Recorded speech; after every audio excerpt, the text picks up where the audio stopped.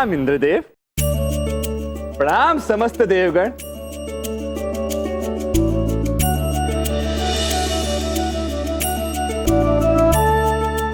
कितना मनोरम मिलन हो रहा है पृथ्वी लोक पर, परंतु आप समस्त देवगण अब तक स्वर्गलोक में ही बैठे हैं।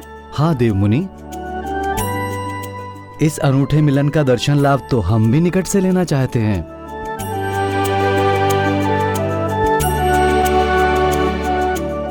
देख रहा हूँ कि आपके मन में कोई योजना चल रही है नारद मुनि।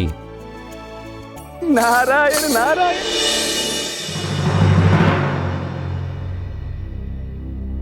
अनजाने में कितना बड़ा पाप हो गया मुझसे। वो महात्मा मेरे द्वार पर भूखे प्यासे बैठे रहे।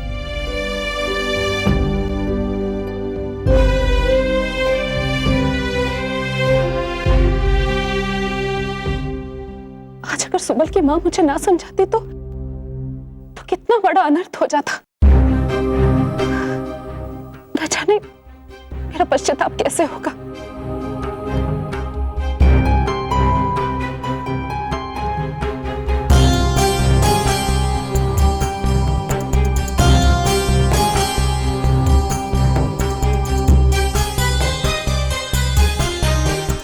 यदि मैं उन्हें अपने हाथों से भोजन परोसूंगी तो शायद वो मुझे क्षमा कर दे।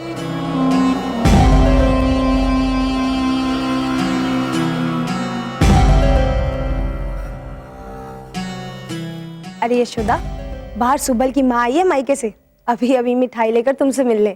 सुबल की माँ? परंतु वो कैसे? वो तो अभी अभी मेरे साथ आंगन में थी। सुबल की माँ तो अभी अभी मेरे सामने बैलगाड़ी से उतरकर सीधा हमसे मिलने आई है हमारे घर। जी क्या तुम सच कह रही हो? हाँ यशोदा। तो फिर वो कौन थी?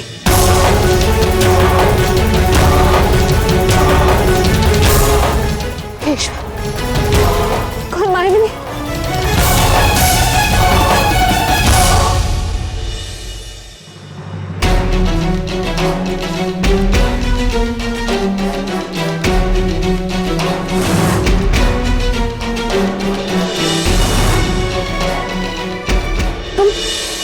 तुम यहाँ कैसे सुबल की माँ?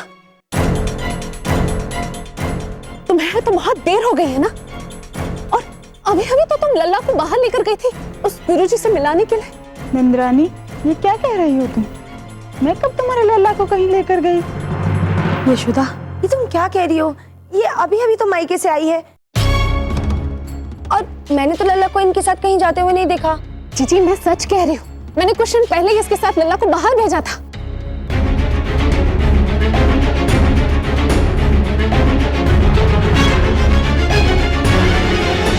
यदि ये सत्य है तो फिर वो कौन थी? हे ईश्वर, ये फिर से कोई मायावी आक्रमण तो नहीं? लल्ला कहाँ गया होगा? बस बस बहुत हो गया। अब श्री हरि के बाल रूप के दर्शन मुझे भी ठीक से कर लेने दीजिए स्वामी।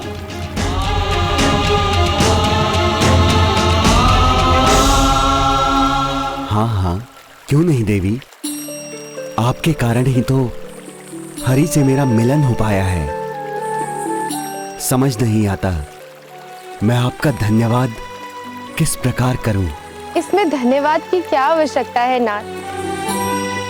आपका और मेरा लक्ष्य तो जन्म जन्मांतर से एक ही है। मैंने तो वही किया जो इस निश्चय को पूरा करने के लिए मैं कर सकती थी। और वैसे भी गोकुल तो मुझे आना ही था। श्री हरि के इस नटखट छवि के दर्शन जो करने थे। अच्छा, तो तुम मेरे साथ चंचलता करने लगे? अभी बताती हूँ।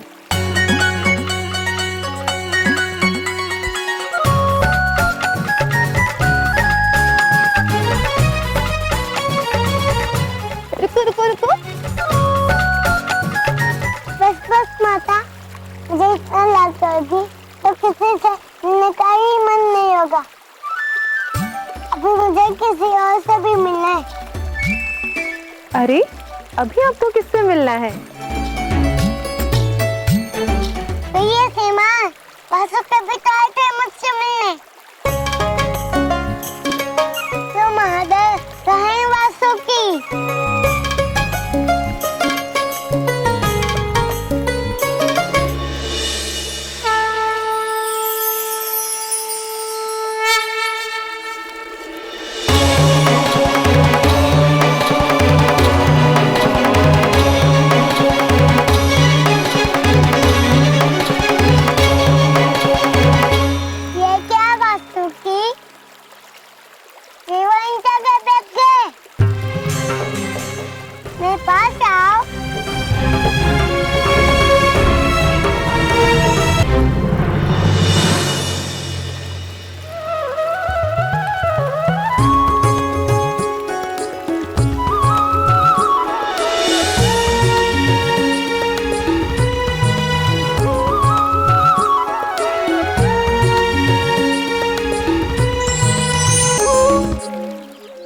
यशोदा, हो ना हो वो कोई बहरूपिया ही होगा जो सुबल की माँ बनकर कान्हा को तुमसे ले गया।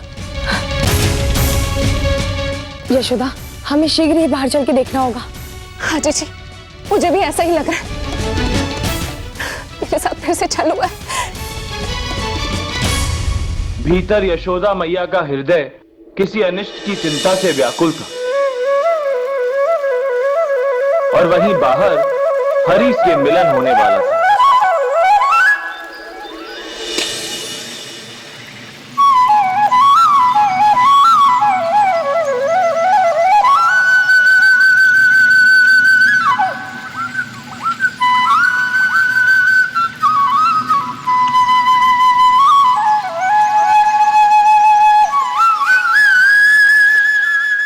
जीजी को सुना आपने?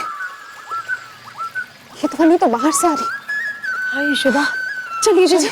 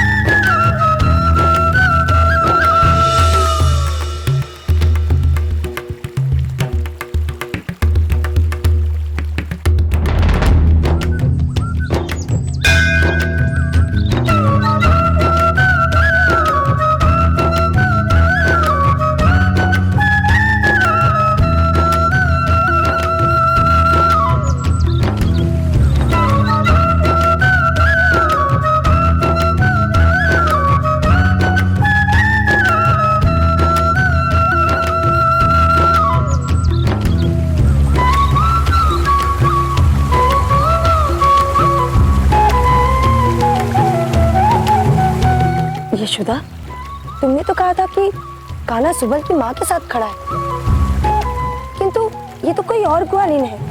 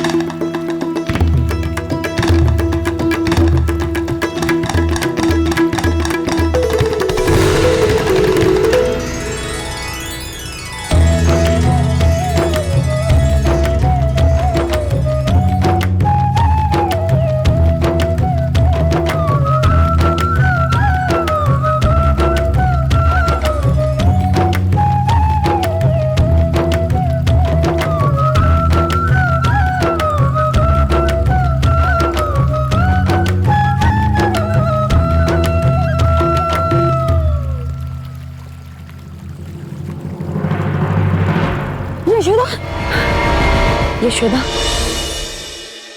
यशोदा, यशोदा उठो यशोदा। कान्हा, तुम अभी अभी मूर्छित हुई यशोदा, तुम अभी विश्राम करो। जीजी, जीजी कान्हा कहाँ है? और मैं यहाँ कैसे आई? तुम कान्हा की चिंता मत करो यशोदा, वो भ्राताश्री के साथ बाहर ऋषि को विदा करने गया है। बस अभी आता ही होगा। तुम अब विश्राम करो, मैं तुम्हारे लिए जल लेकर आती हूँ।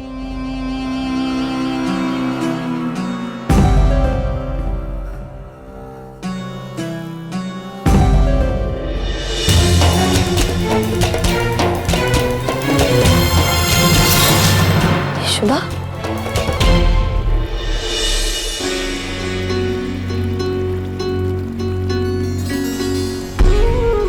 पहले माता पार्वती चली गई और अब शिव शंभू आप भी।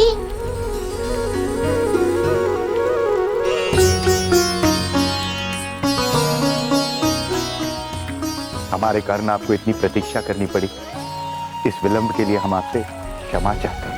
नहीं नहीं नंदराज, जो आनंद आपके पुत्र को देखकर मिला है उसके लिए तो जन्म जन्म की प्रतीक्षा की जा सकती है।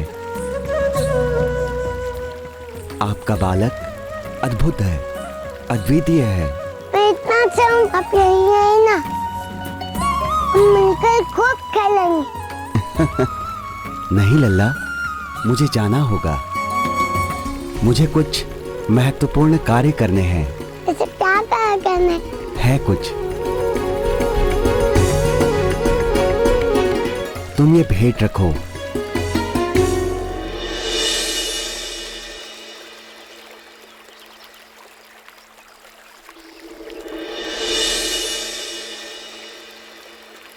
इसमें तो बस है। मुझे तो लगा आप मुझे मोदक देंगे। मोदक बाद में, अभी ये भस्म रखो। ये भस्म मुझे बहुत प्रिय है। ये मेरा रक्षा कवच है जो मैं तुम्हें दे रहा हूं। समय आने पर तुम्हें इस भस्म का महत्व समझ में आ जाएगा। नंदराज, आपका आतिथ्य और आपके बालक की चंचलता ने मेरा मन मोह लिया। अब हमें आज्ञा दीजिए।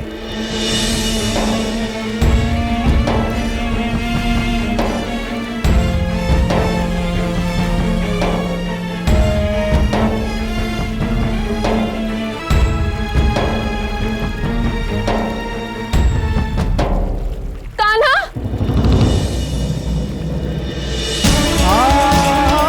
मैया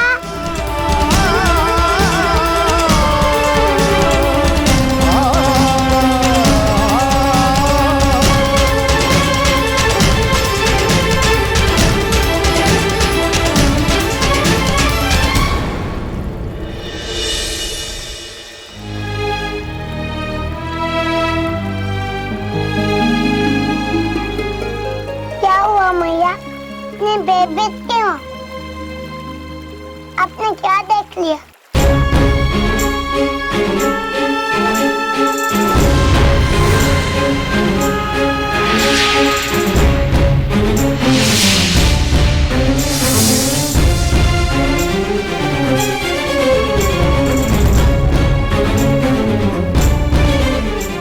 कुछ नहीं कान्हा, मैं तो ताप के मारे मूर्छित हो गई थी।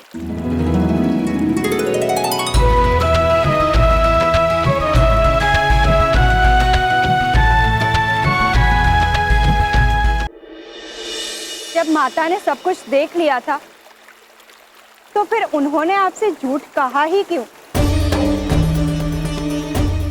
मनुष्य जब ईश्वर का साक्षात्कार करता तो उसे इस बात का विश्वास ही नहीं होता कि उसने ईश्वर को देखा है। वो तो बस यही सोचता कि ईश्वर कहीं दूर छिपकर बैठा और उससे कभी नहीं मिलेगा। और जब कभी उसे ईश्वर मिल जाए तो वो इतना अभिभूत हो जाता है कि वो इस साक्षात्कार का वर्णन किसी के सामने नहीं कर सकता। और ऐसा मैया के साथ हुआ। उन्होंने सोचा यदि उन्होंने ये बात सबके सामने कर दी तो सब उन्हें विक्षिप्त समझेंगे, और बस इसीलिए मन की बात सबसे छिपाती गई मैया। मुझे ढूंढने के लिए मानव कहां कहां नहीं जाता। मंदिर में बड़ी सी प्रतिमा के सामने सर झुकाता, हवन करता, पूजा और कर्म कांड करता, किंतु कभी भी अपने समीप मुझे नहीं ढूंढता। किंतु मैं भक्त के मन में ही हूं।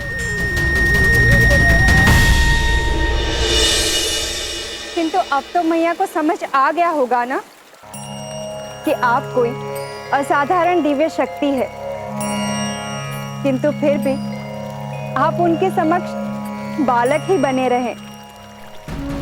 यदि आप अपने वास्तविक रूप में आ जाते तो मैया को इस संघर्ष से पूरी तरह से मुक्ति मिल जाती ना माधव।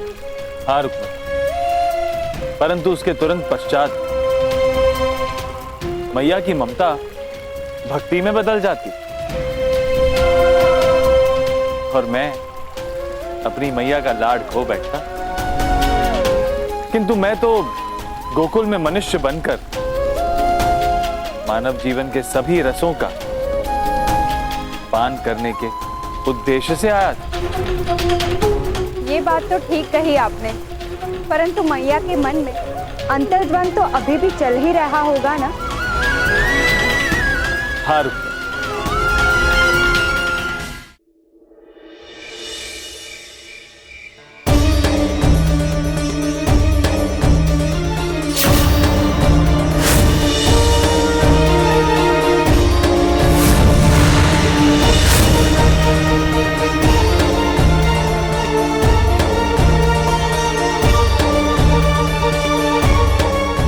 मां के अंतर्मन में द्वंद था और गोकुल में कोई और मुझसे द्वंद करने आ पहुंचा था।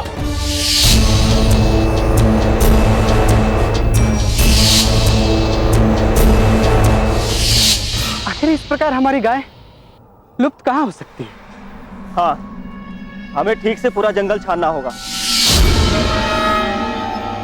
चलो देख, तुम मेरे साथ।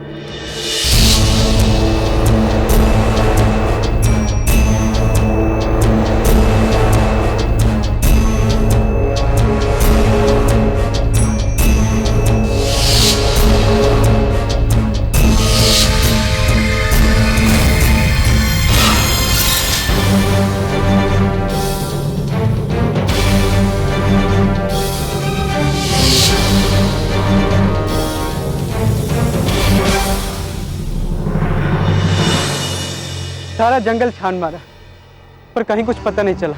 अब लगता है हमें गांव चलना चाहिए। और देखो, रात भी बहुत हो चुकी है।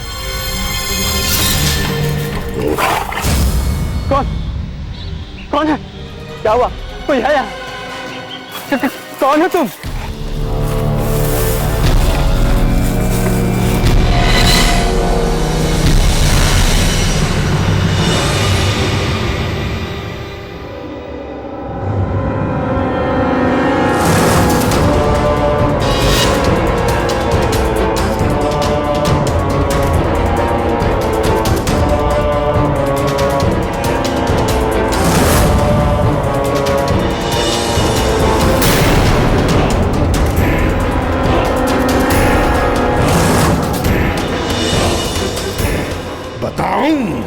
कौन हूं मैं? वत्सासुर।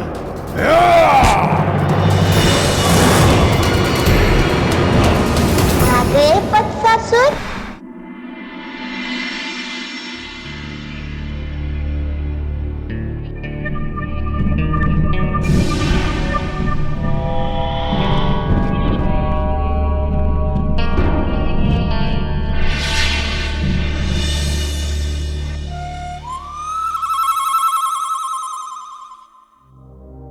कान्हा तो सो रहा है चुपचाप बिल्कुल।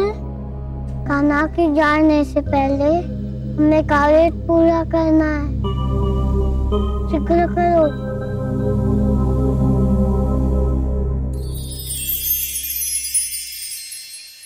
काका, आपका पुत्र सुशील और मनोरमा, आपके पति मनोहर को हम अतिशीघ्र खोजें। दोनों साथ में गए थे, तो हो सकता है कि भ्रमण के लिए चले गए। मेरे विचार से हमें प्रतीक्षा कर लेनी चाहिए।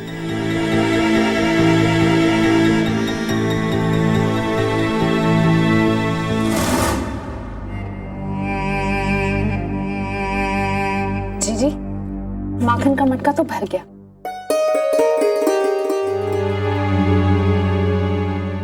अरे यशोदा, इसे कहाँ लेकर जा रही है? जी, इससे पहले कि कान्हा उठे मैं इसे किसी सुरक्षित स्थान पर पहुंचा देती हूँ, वरना जब तक खाता नहीं है उतना तो गिरा ही देता है।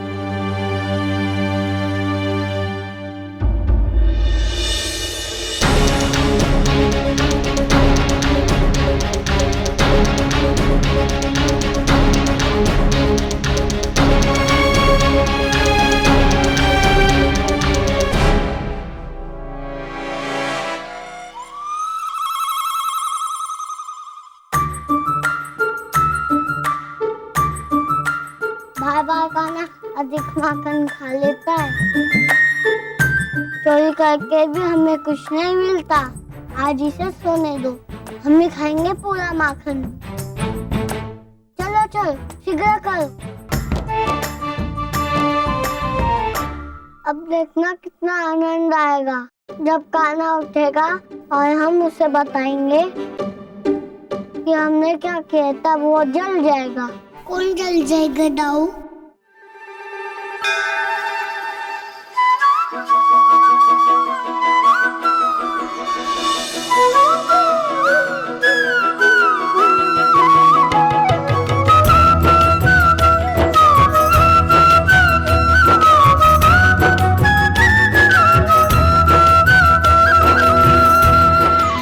कान्हा तुम यहाँ कैसे? तुमने स्वयं में तो जगाया था मुझे। मैं दाऊ कितना अच्छा। मम्मी को कहाँ भूखा ना रह जाऊं। इसलिए तो मैं कक्ष में आई। अब के सुबह से तो मैं जगा था। तुम कितना अच्छा दाऊ, किंतु तुम तो मेरे साथ नहीं आए। यहाँ आए कैसे? क्योंकि मैं छोटा हूँ ना, इससे मैं दिखता नहीं। जो भी हो कान्हा, किंतु तुम्हें हमारे लिए माखन बचा के रखना चाहिए था। मैंने बताया ही नहीं कि आपको खाना है। मैं तो सारा माखन खा गया। रुको अभी बताता हूँ तुमको।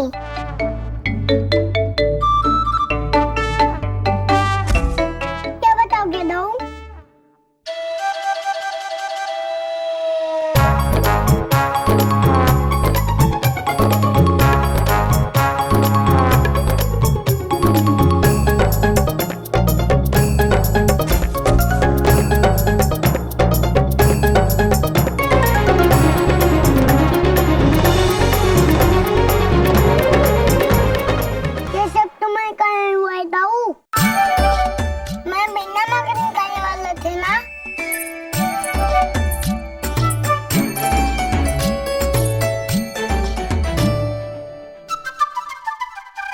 भगवान, ये सब क्या है?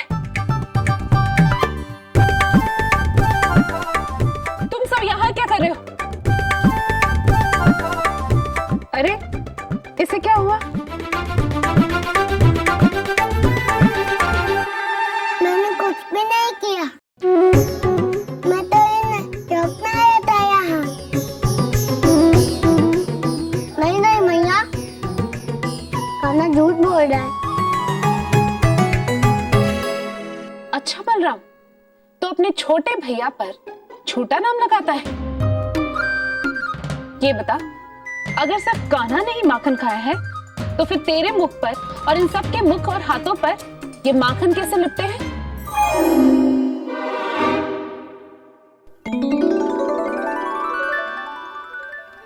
वाह पुत्र, चोरी, ऊपर से सीना चोरी।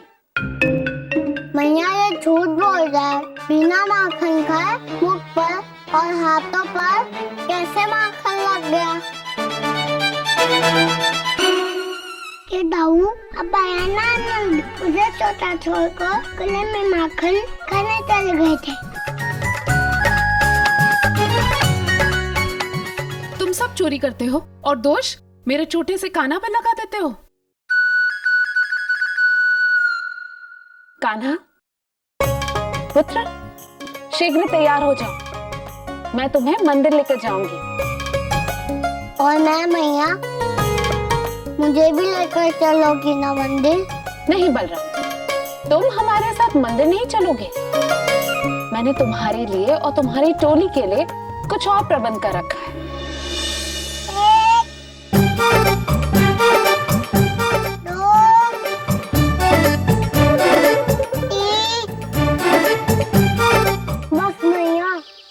अरे नहीं, चलो उठक बैठक करो। काकी हम थक गए, हमें क्षमा करो। तुम्हें क्या लगा कि तुम माखन चुराओगे और तुम्हें दंड भी नहीं मिलेगा? अगर माखन ही खाना था तो मुझसे मांग लेते, किंतु नहीं, अब भुगतो दंड। चलो।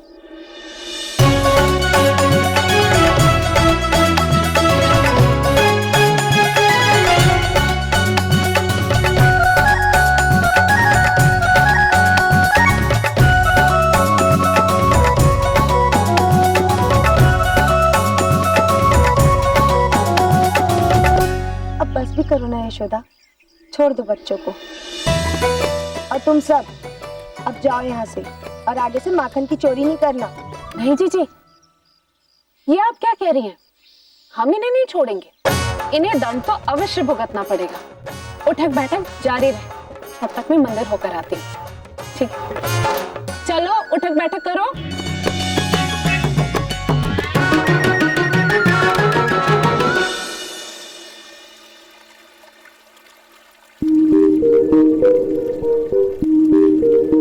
क्या माधव, आपको अपने दाऊ को दंडित करवाते हुए तनिक भी लज्जा नहीं आती? इसमें लज्जा की क्या बात है रुक्मिणी?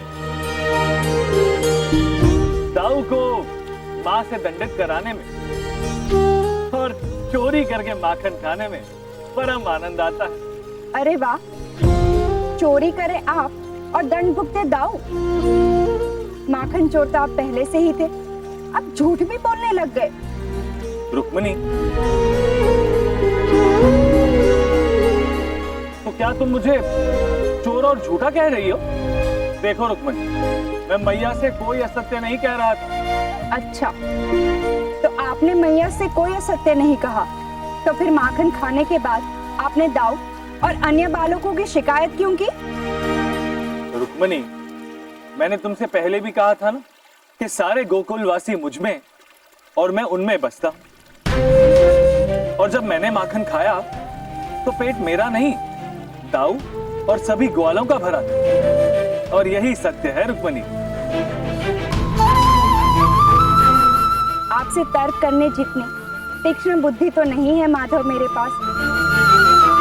चलो मैं मान लेती हूँ कि आप सत्य कह रहे हैं, लेकिन मेरे समझ में एक बात नहीं आ रही है कि आप जानते थे कि वत्सासुर आपके समीप आ रहा है, परंतु उस समय आप गोकुल वासियों को अपनी लीला दिखा रहे हैं, जबकि आप जानते थे कि वो बहुत ही भयानक दैत्य था। आपको तो उसका सामना करने की तैयारी करनी चाहिए थी। सत्य कहा रुक्मिणी, वत्सासुर भयानक था और पिछले सभी दैत्यों में वो सबसे अधिक शक्तिशाली था, और वो गोकुल के बहुत समीप आ चुका था। किंतु उसका काल अब भी बहुत दूर था, और तब तक मुझे और भी कार्य निपटाने थे रुक्मिणी। परंतु माधव, ऐसे समय में आपको और क्या कार्य करने की सूझ रही थी?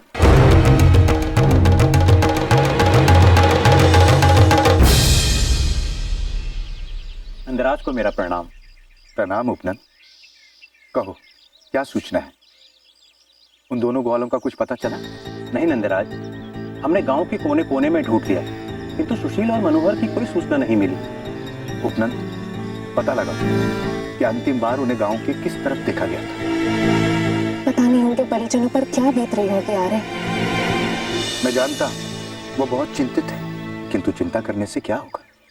हमें पूरा प्रयत्न करना होगा उन दोनों ग्वालों को ढूंढने का।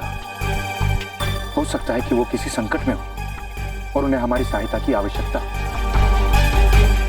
इसलिए हमें प्रयत्न करना नहीं छोड़ना है।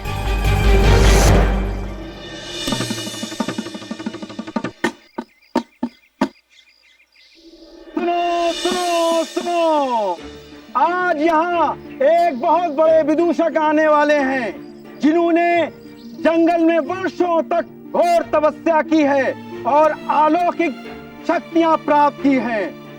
अपने अलौकिक शक्तियों के माध्यम से आप लोगों की सहायता करना चाहते हैं।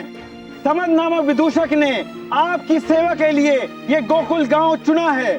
आपको मुझ पर विश्वास नहीं हो रहा है तो आप खुद अपने नेत्रों से देख लीजिए। आप लोगों से अनुरोध है कि आप उनका स्वागत करतल ध्वनि से कीजिए।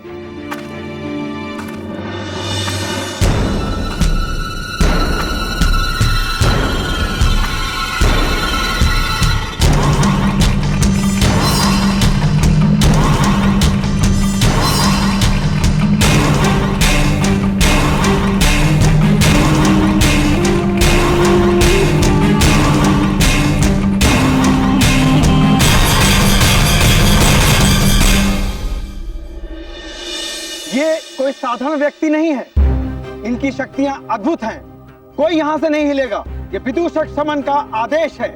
अगर उनके आदेश को किसी ने नहीं माना तो उनके चमत्कार से उसको दुख उठाना पड़ेगा।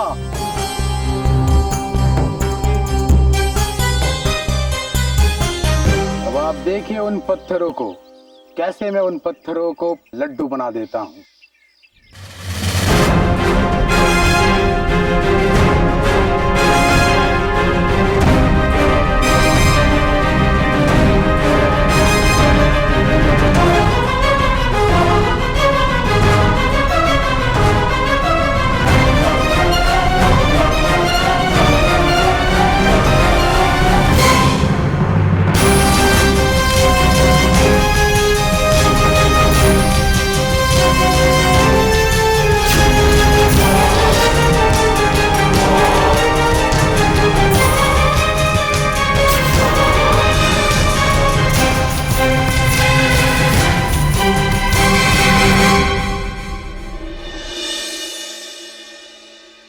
अरे ये तो चमत्कार हो गया।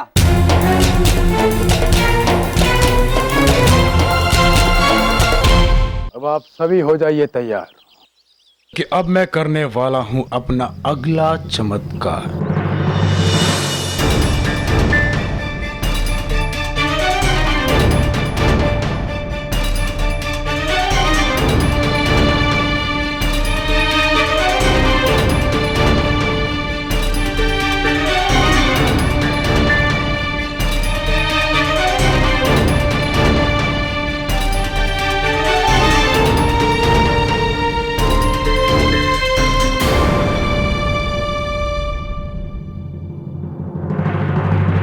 अब आप देखेंगे कि कैसे मैं अपने इस सहायक को अपने मायावी शक्ति से भूमि से वायु की तरफ ले जाऊंगा।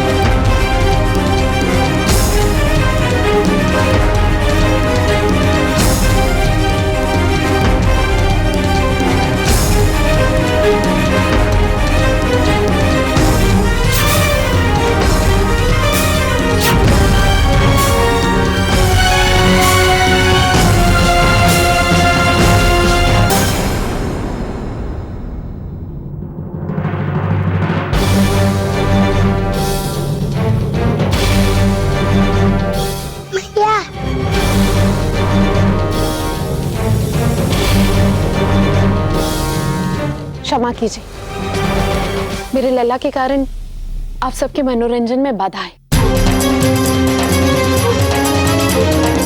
मैं इसे घर लेकर जाती हूँ, वरना ये कोई ना कोई चंचलता करते रहेगा।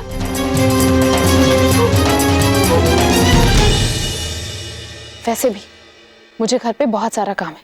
अरे मैया, मुझे भी तो चमत्कार देखना है। कान्हा, मैंने कहा ना, मुझे घर शीघ्र ही लौटना है और तुझे अकेला तो मैं छोड़ने वाली नहीं। चल।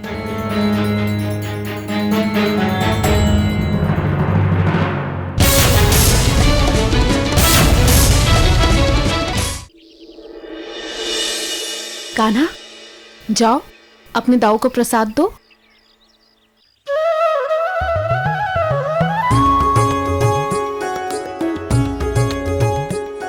ये तुम्हारी बारी।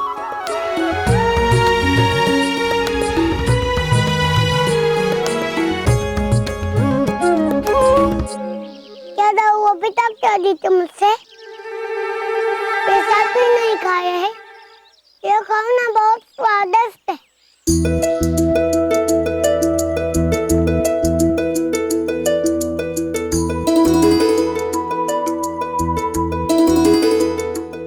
कोई अपने छोटे भाई से इतना गुस्सा होता है बलिया? लो सुनो ना,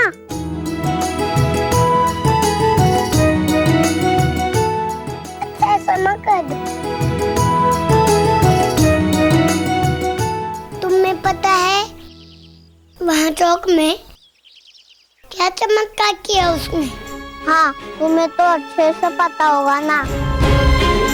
तुम भी तो ऐसे उल्लू बनाते हो हमें। तुम्हारे पास भी तो अलौकिक शक्ति है ना? नहीं, ऐसे नहीं है दाऊ।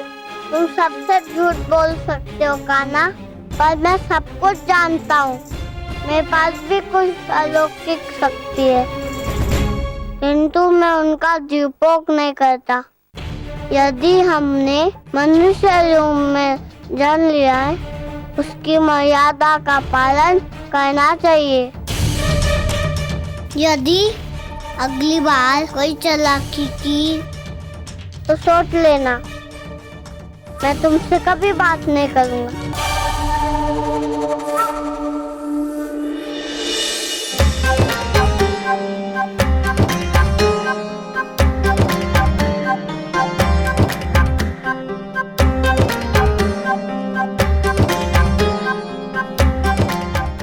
क्षमा कर दो ना।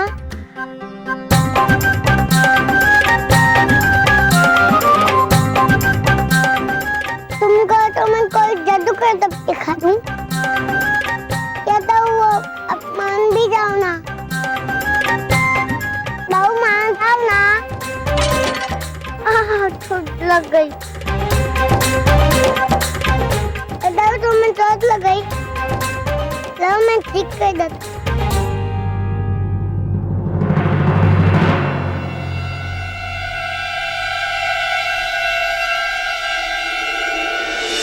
रहने दो कान्हा, ये शक्ति तो मेरे पास भी है। तुम्हारी तो आदत हो गई है क्षण क्षण में माया का प्रयोग करने की। इन दाऊ ऐसा नहीं है।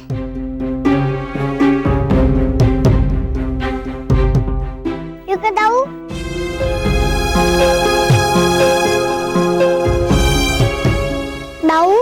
आपको मेरी शक्ति का प्रयोग करना अनुचित लगता है, तो मैं आपको वचन देता हूँ, कल सूर्यास्त तक अपनी शक्तियों को प्रयोग नहीं करूँगा।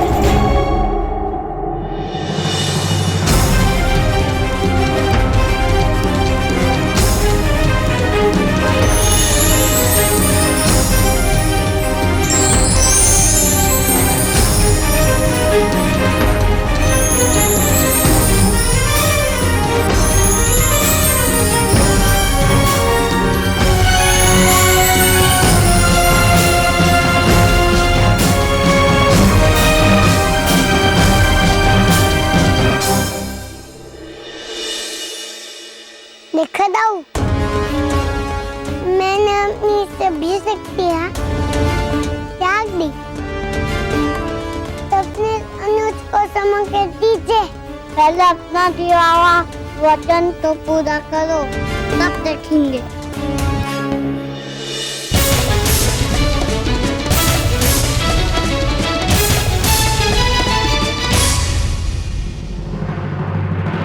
ये लो ये पकड़ो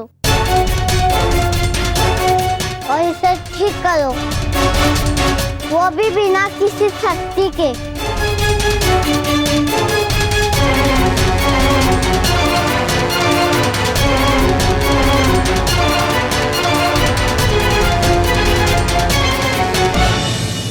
ये आपने क्या किया माधव? इतना बड़ा वचन आपने दाऊ को दे दिया, जबकि आप जानते थे कि एक और उस जादूगर की दृष्टि आप पर बनी हुई है और दूसरी ओर वत्सासुर गोकुल की ओर बढ़ रहा है। ऐसे कठिन समय में आपको इतना बड़ा जोखिम उठाने की क्या आवश्यकता थी माधव? जब हमारे अपने हमसे निस्वार्थ प्रेम करते हैं, तो क्या हम उनसे ये प्रश्न करते हैं कि आप हमसे इतना प्रेम क्यों कर रहे हो? नहीं। तो जो प्रेम करता उसका क्रोध सहन करना ही होता, क्योंकि लाड़ की भांति उस क्रोध में भी प्रेम छिपा होता। हमारे अपने हमें सही मार्ग दिखाने के लिए, हमारी भूल का अनुभव कराने के लिए दंड देते, हमसे रुष्ट हो जाते, तो उन्हें मनाने के लिए हमें भी प्रयत्न करना चाहिए ना। परंतु माधव, आप जानते थे ना कि वत्सासुर शीघ्रता गोकुल पहुंचने वाला है। समस्या मेरे लिए वत्सासुर नहीं थी रुक्मणी। वास्तविक समस्या अगले दिन सूर्यास्त तक सामान्य रहने की थी। बड़ी कठिन परीक्षा थी। मैं समझी नहीं माधव।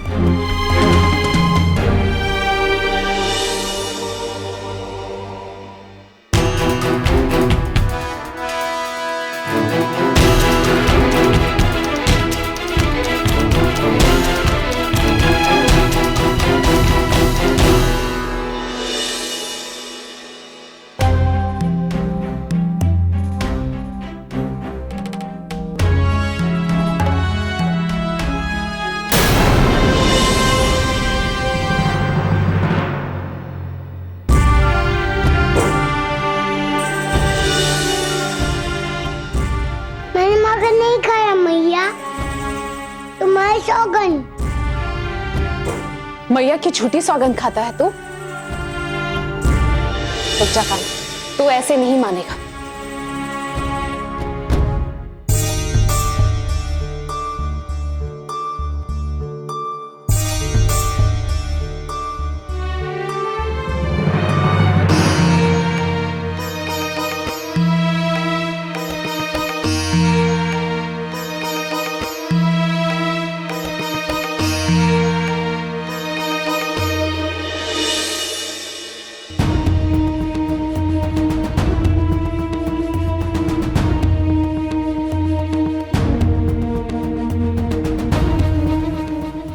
संभल कर खाना, कहीं आपको घर भी लेकर जाना है।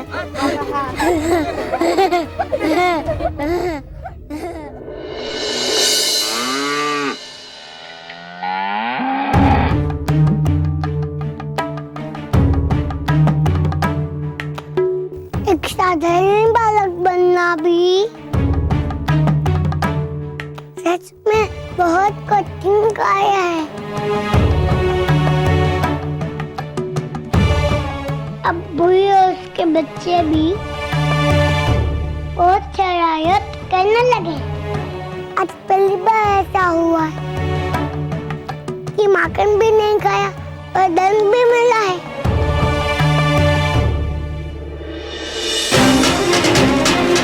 लगता है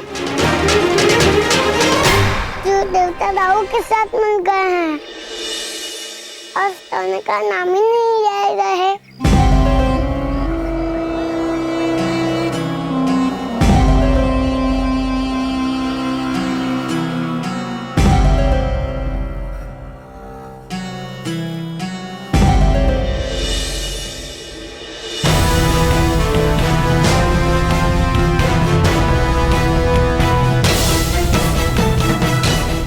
शीघ्रता करो, उसे देना ही पड़ेगा, जल्दी करो।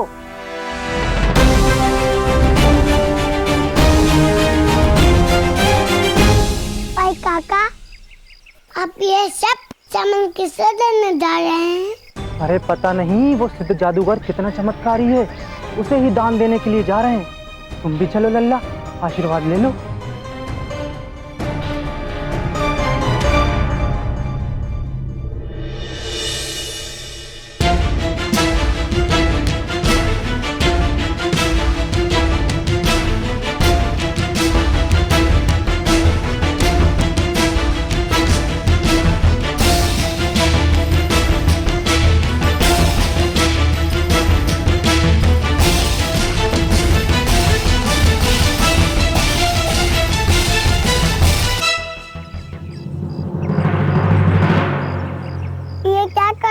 तुम्हें नहीं पता?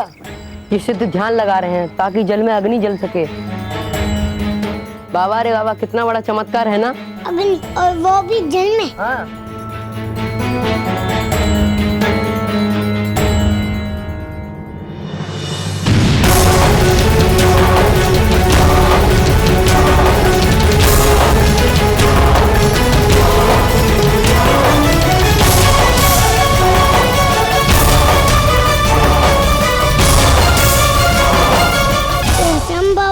अवश्य ये कोई चाल कर रहा है। बालक। हाँ मैं? हाँ, तुझी से बोल रहा हूँ। तू मेरे चमत्कार से प्रभावित नहीं हुआ। क्यों? तुझे मेरी सिद्धि पे विश्वास नहीं? क्या शंका है तुझे? आजा, आज मैं तुझे एक जादू दिखाता हूं। आजा रे अविश्वासी, तुझ में विश्वास जगाता हूँ। सिद्धि में क्या शक्ति है, आज तुझे मैं बतलाता हूँ। जल में मैं अग्नि लगा दूं, मुर्दे को मैं जिंदा कर दूं। खाली पात्र से मैं दूध गिरा दूं।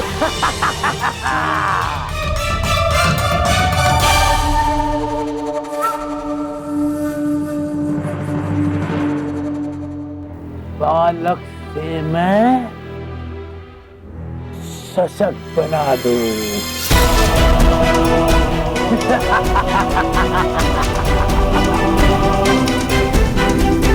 क्या बालक, क्या देखता है? मन में काहे की शंका है तेरी? क्यों नहीं समझता तू मुझे? जीवन का मैं सार बता दूं।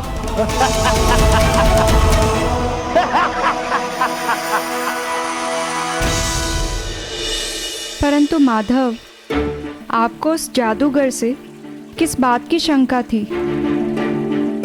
ऐसा भी तो हो सकता है ना कि उसे वास्तविक में कोई सिद्धि प्राप्त हुई हो।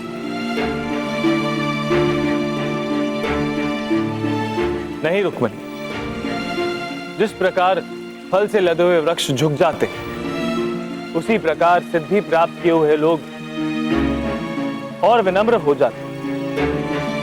वो अपनी सिद्धि का झूठा प्रदर्शन नहीं करते। मुझे विश्वास था कि वो केवल एक छलिया था और सत्य सामने लाने के लिए उसकी परीक्षा लेना आवश्यक था, ताकि गोकुल वासियों के समक्ष उसका छल सिद्ध कर सकूं और भोले भाले गोकुल वासियों को होने वाली हानि से बचा सकूं। फिर बताइए ना, कैसे परीक्षा ली आपने? क्या हुआ बालक, तेरी बोलती बंद क्यों हो गई? संदेह मत कर, ये तो मेरे सिद्धि का एक प्रदर्शन मात्र था, जो तुझ जैसे साधारण मनुष्य के समझ के परे है।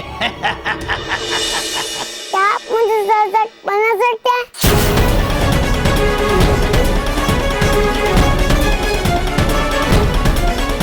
बालक, तू मेरा उपहास मत बना।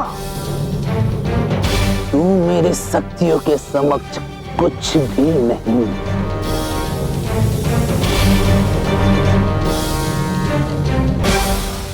मैं तुम्हारी शक्तियों को चुनौती देता हूँ।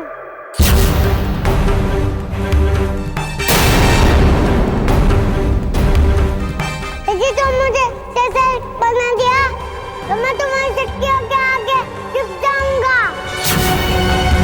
तुम्हें मेरी चुनौती स्वीकार है?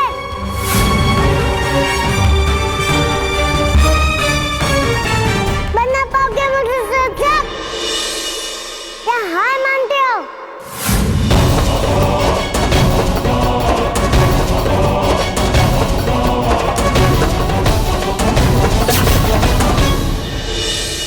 बालक, ये तेरा अंतिम अवसर है, सोच ले।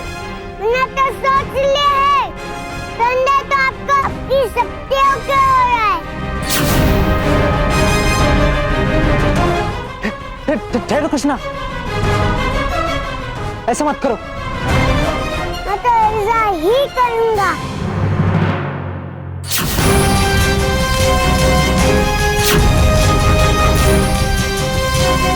तो ठीक है बालक, जैसी तेरी इच्छा।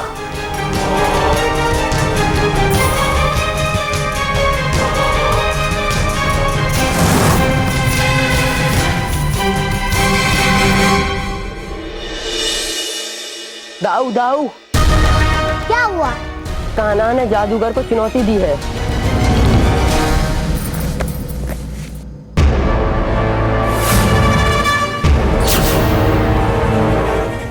जा मेरे बच्चे।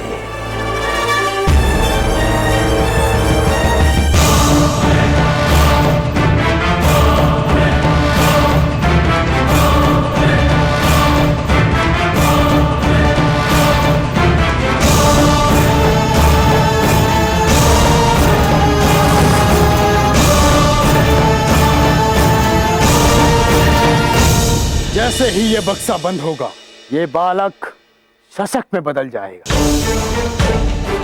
और गोकुल वासियों, ये आप सभी को स्मरण रहे, इसने मुझे चुनौती दी, अर्थात देवता को चुनौती दी है। हो सकता है इसे मैं वापस इसके वास्तविक रूप में ना ला पाऊं।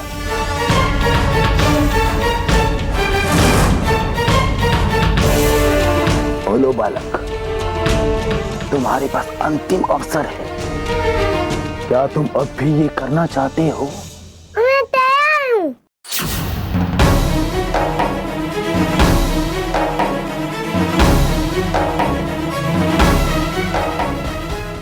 यशोदा भाभी, जल्दी चलिए, कहीं कुछ गलत ना हो जाए।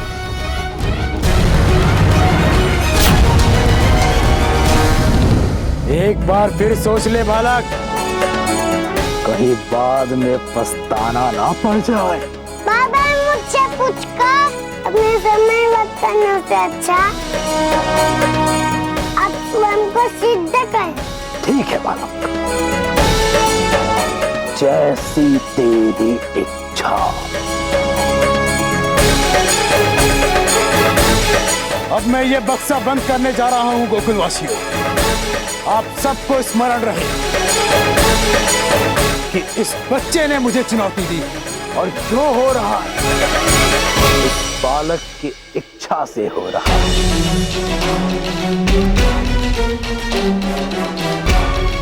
फिर ये महाशय, बालक तो नादान है, इसे क्षमा कर दीजिए। बालक, बैठ जा नीचे।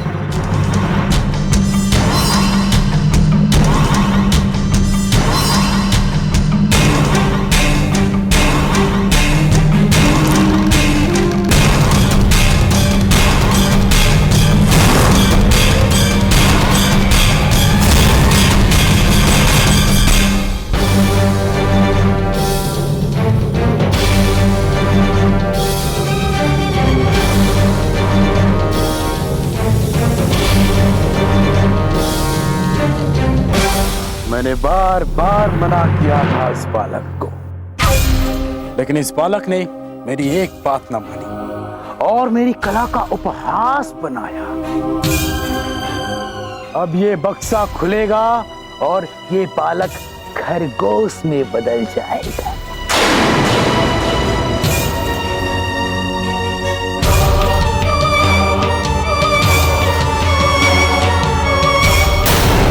कितने मूर्ख हो तुम सब। इन्हें पता नहीं है कि इस बक्से में एक दूसरा कक्ष भी है और उसमें एक खरगोश छिपा हुआ है।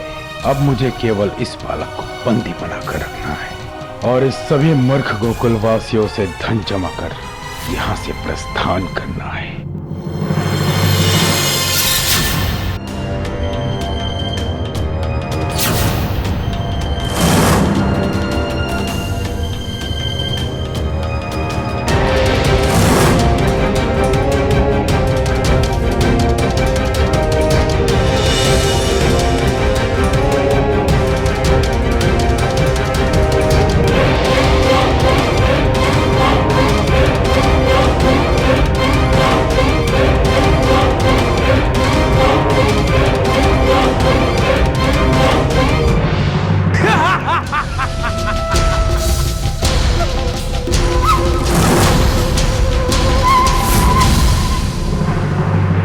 देखो देखो, असंभव को मैं संभव कर दूं, बालक को मैं सशक्त बना दूं।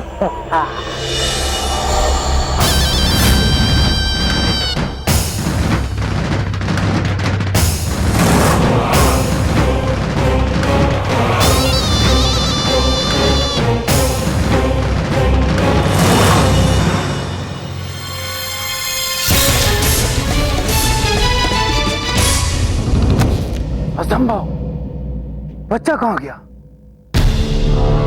ना शशक है ना बच्चा। लगता है शशक बालक के कक्ष में चला गया। कान्हा,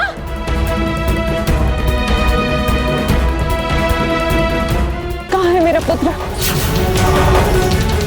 तुमने तो बोला था कि तुम कान्हा को खरगोश बनाओगे और फिर तुमने ये भी बोला था कि तुम उसका वास्तविक रूप लेके आओगे, लेकिन ये पेटी तो खाली है। आखिर हमारा कान्हा कहाँ गया? हमारा कान्हा हमें वापस दो। आखिर ये बालक गया कहाँ?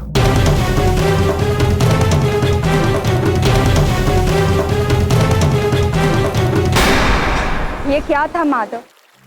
आपने दाऊ को वचन दिया था कि आप अपनी शक्ति का प्रयोग नहीं करेंगे, तो आपने अपना वचन क्यों तोड़ा? क्यों किया अपनी शक्तियों का उपयोग? रुक्मिणी, मुझे तो लगा था कि तुम मुझे भली भांति जानती हो। अर्थात? अर्थात मेरा दिया हुआ वचन वापस नहीं लिया जा सकता, उसे रोका नहीं जा सकता। अब तुम ही बताओ, भला दाऊ को दिया हुआ वचन मैं कैसे तोड़ सकता था? तो फिर आप अदृश्य कैसे हुए? बताइए ना माधव।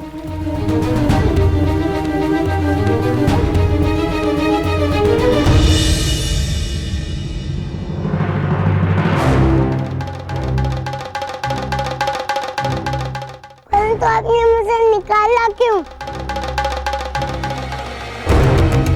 मैं नहीं निकालता तो और कौन निकालता छोटे?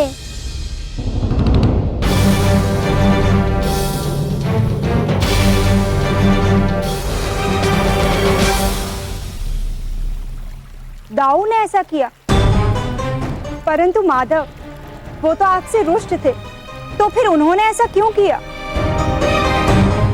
रुक्मिणी, एक परिवार के सदस्यों का यही स्वभाव होता है और एक भाई का भाई से यही संबंध होता है। परंतु दो भाई एक दूसरे से कितना भी रूष्ट, संकट के समय वो एक दूसरे की सहायता के लिए दौड़े चले आते हैं। अब तुम ही बताओ रुक्मिणी, यदि तुम मुझसे किसी बात पर रुष्ट होती और उसी समय मुझ पे कोई संकट आ जाता तो तुम क्या करती? ये कैसा प्रश्न है माधव? आप तो भली भांति जानते हैं कि आप मेरे लिए सबसे बढ़कर हो। मैं तो तुरंत ही आपके पास भागी चली आती। तो जब तुम मुझे संकट में नहीं देख सकती, मेरे दाऊ कैसे देख सकते? और उस जादूगर का क्या हुआ? क्या उसकी सच्चाई सबके समक्ष आ पाई? वही हुआ रुक्मिणी।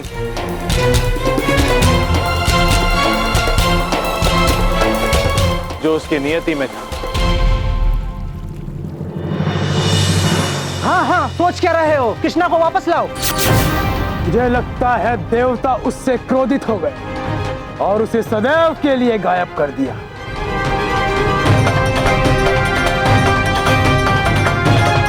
मेरी सिद्धि का उपहास बनाया था ना उसने, ये उसी का दंड है।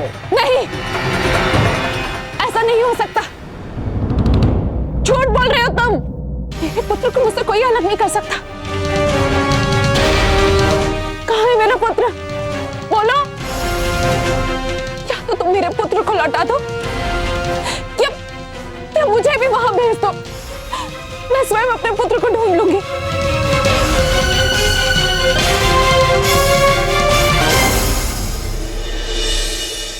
सब इतने दुखी थे, मैया इतनी भयभीत थी, फिर भी आप और दाऊ देख रहे थे। ऐसा क्यों माधव? रुक्मिणी, मनुष्य का जीवन विश्वास पर निर्भर करता है। एक बालक का अपने मां के प्रति विश्वास, जिसके कारण वो बालक उठकर अपनी मां की ओर चलता है। राजा के प्रति उसके प्रजा का विश्वास, जिससे उस राजा के राज को स्वीकार करने में प्रजा को सहायता मिलती और एक भक्त का अपने प्रभु के प्रति विश्वास ही तो है जिससे वो अपने प्रभु पर इतनी आस्था रखता है। जब कोई किसी पर आंखें बंद करके विश्वास करता है तो उसे अंधविश्वास कहते हैं। और ठीक वैसा ही गोकुलवासी उस छलिए पर आंखें मूंदकर विश्वास कर रहे थे और इसीलिए दाऊ ने यह निर्णय लिया कि वो स्वयं गोकुल वासियों को सत्य का पता लगने देंगे। हमें भी कान्हा के पास भेज दो। हाँ हाँ, हमें भी भेज दो, हमें भी कान्हा के पास भेज दो। अब मैं क्या करूं? परिस्थिति तो बिगड़ती जा रही है।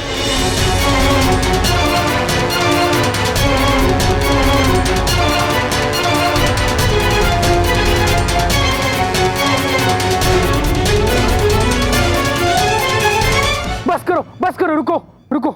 सत्य तो ये है कि मैंने उस बालक को कहीं नहीं भेजा और ना ही मैं तुम सबको भेज सकता हूं। मैं कोई विदूषक नहीं हूं। मैं केवल छल से लोगों की दृष्टि को भ्रम में डालता था और अपनी हाथ की सफाई से उन्हें चमत्कार दिखाता था, उन्हें मूर्ख बना के मैं उनसे धन लेता था।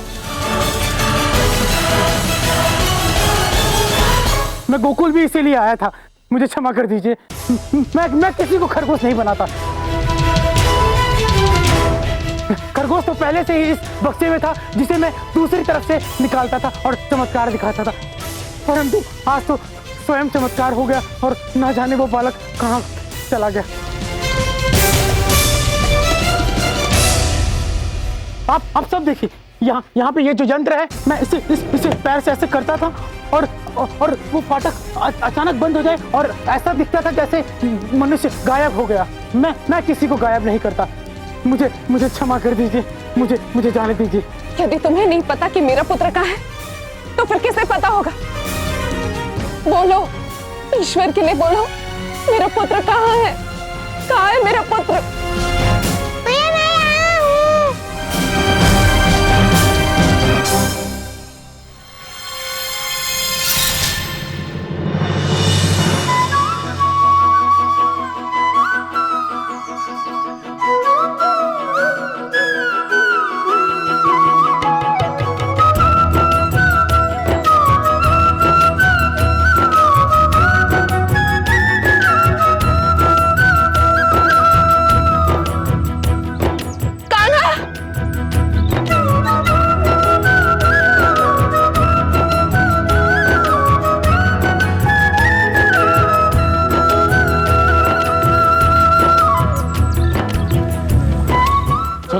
हम भाग चलते हैं।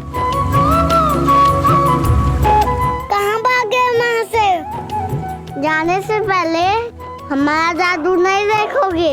हमें क्षमा कर दीजिए, आज के बाद हम किसी के साथ छल नहीं करेंगे।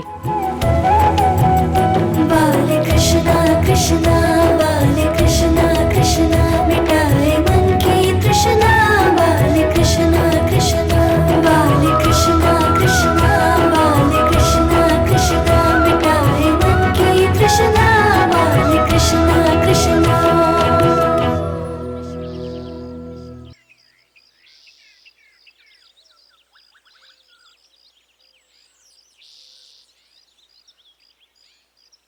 कान्हा,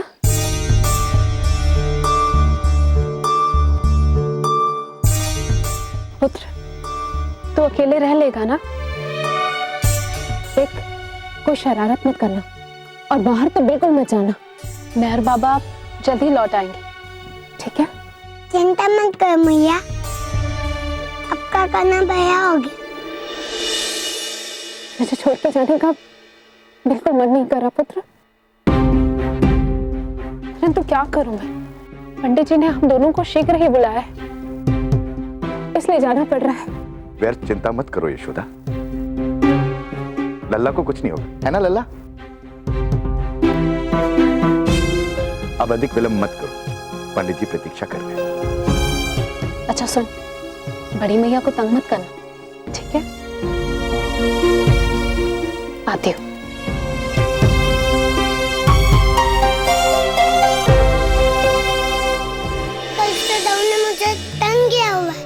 ना बाहर जाने देते हैं, ना कुछ करने देते हैं। ये अच्छा अवसर है, गोपालों के साथ उनकी सैर पर निकल जाता हूँ।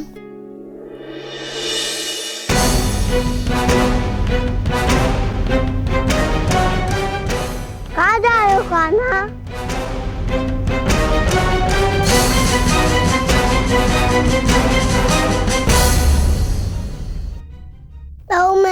मैंने कहा था ना वचन वापिस ले लो, परंतु तुम नहीं माने। कल उस जादूगर ने जो किया देखा ना तुमने। मैं तुम्हें क्षमा कर चुका हूँ, फिर भी तुम अपनी शक्ति का प्रयोग क्यों नहीं कर रहे? यदि अपनी शक्ति का प्रयोग नहीं करोगे तो तुम यहाँ से बाहर नहीं जा सकते। नहीं दाऊ, ऐसा नहीं है, सुनो ना। नहीं नहीं नहीं, मैं कुछ नहीं सुनूंगा। तुम्हारे पास केवल दो विकल्प है कान्हा, या तो तुम अपना वचन वापिस लोगे या तुम सूर्यास्त से पूर्व बाहर नहीं जाओगे। वचन दो कान्हा, तुम अपनी दाऊ की बात मांगोगे। नहीं दाऊ, मैं ये वचन आपको नहीं दे सकता। यदि कोई संकट में हुआ या किसको मेरी आवश्यकता हुई तो बताओ, तब मैं क्या करूँगा? कान्हा, जब थक ले मैं आऊँगा, और यदि अपनों आए तो?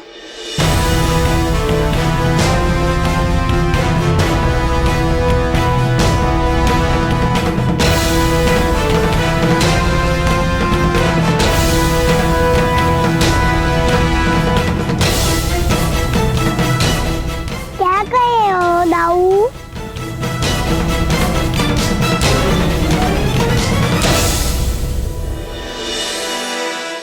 यदि मैं नहीं आया तो यह वृक्ष से रक्षा कवच से रक्षा करेगा। मैं गायों को बाहर लेकर जा रहा हूँ। जब तक मैं वापस नहीं आ जाता कोई भी दुष्ट यहाँ से भीतर नहीं जा पाएगा और तुम्हें क्षति नहीं पहुँचा पाएगा। दाऊ, परंतु यदि मुझे आपकी आवश्यकता हुई और आप नहीं आ पाए तो दाऊ मैं क्या करूँगा?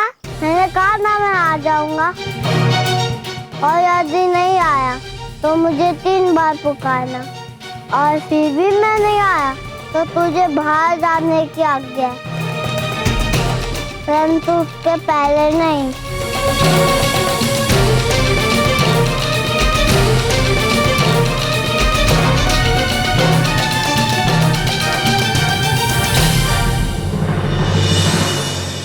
अच्छा, तो ये बात है।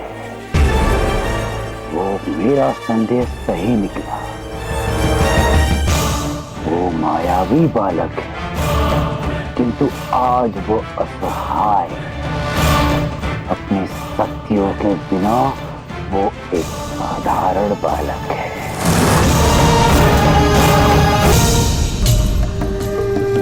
इतने वर्षों से मैंने अनेक लोगों को मूर्ख बनाया, परंतु आज एक मायावी बालक ने मेरा सारा भेद खोल दिया।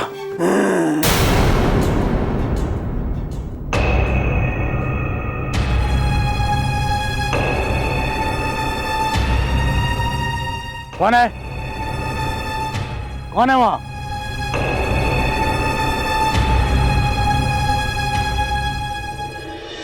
आज उस बालक से अपने अपमान का प्रतिशोध लेने का सही अवसर है। आज उस बालक के पास उसकी मायावी शक्तियां भी नहीं है।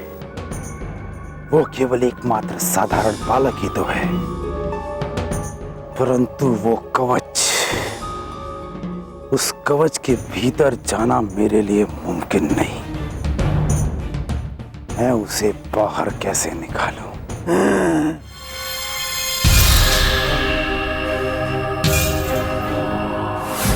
कौन है? कौन है वहां?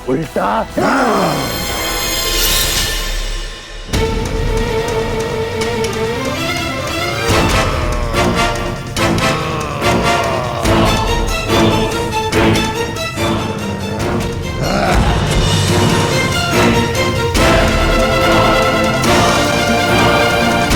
जितना अनुमान मैंने लगाया था, ये रक्षा कवच उससे कहीं अधिक शक्तिशाली निकला। भीतर जाने के लिए कोई दूसरा उपाय सोचना होगा।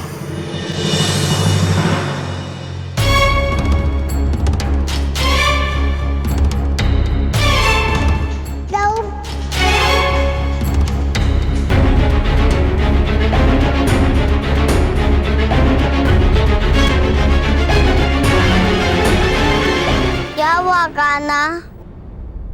तूने मुझे पुकारा क्यों? नहीं, मैं क्या था? अब मैं बुलाने पर आते यहाँ नहीं। ये कैसा मजाक है कान्हा? आपने ना तो कहा था मैं जितनी बार बोलूंगा आप आओगे।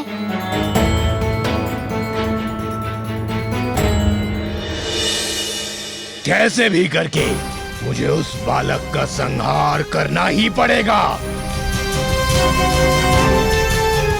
कोई तो उपाय होगा तुम्हारे पास। यदि मैं भीतर नहीं जा सकता तो क्या हुआ? वो बालक तो बाहर आ सकता है ना?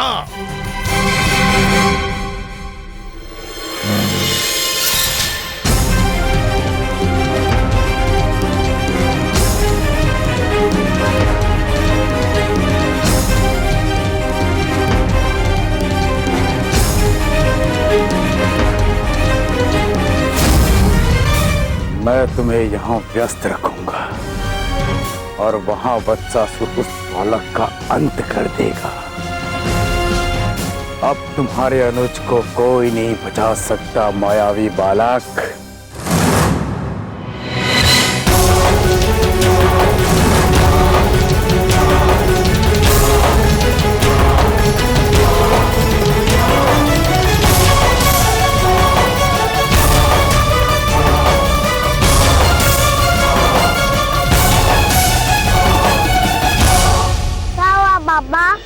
जल, जल, मुझे जल चाहिए।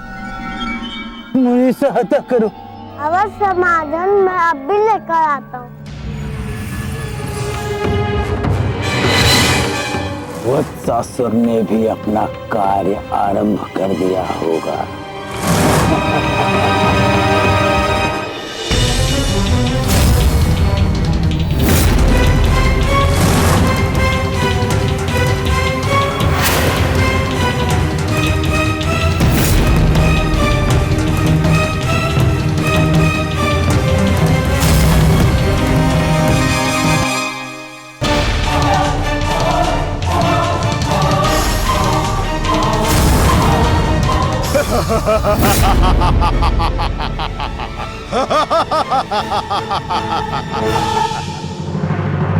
कृष्णा, अब तो तुझे बाहर आना ही पड़ेगा। तेरे समस्त गोकुलवासी संकट में है।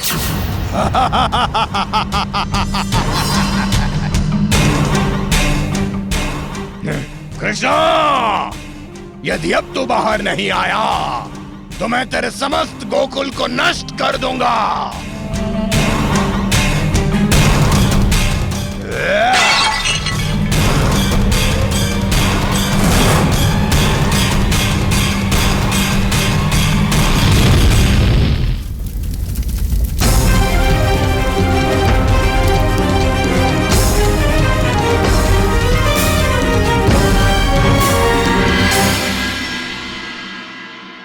आर्य, क्या हुआ यशोदा? अरे मेरा मन बहुत घबरा रहा है। वहां सब ठीक तो होगा ना? इसीलिए कह रहा था कि कान्हा को साथ ले चलते हैं। उसके बगैर तो तुम्हारा मन लगता नहीं। सब ठीक होगा।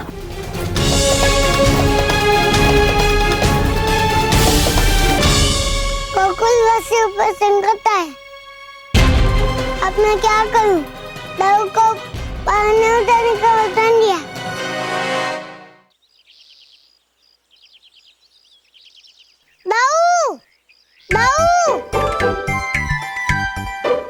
ये तो कान्हा की पुकार है।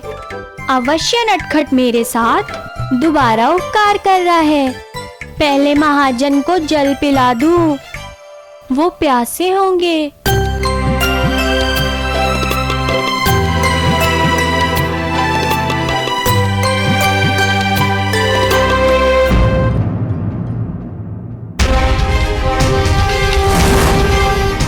ये कैसे हुआ? सब कहाँ चले गए? अभी तो यही थे।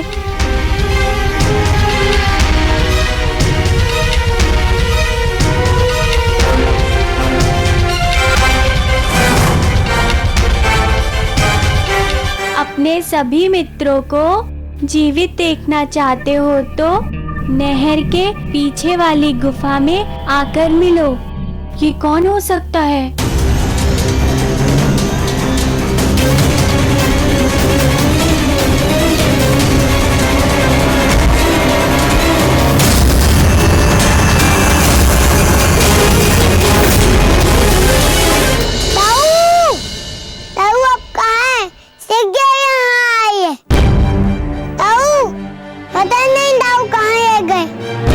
अब मैं क्या करूं?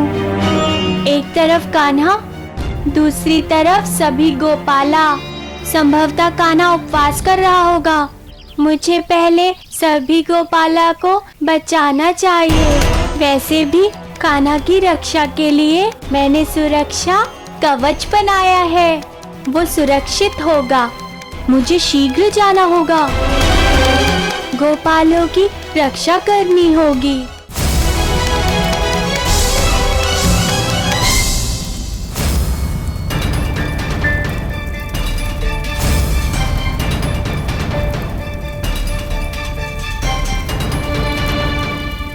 ईश्वर, ये सब क्या हो रहा है गोकुल में?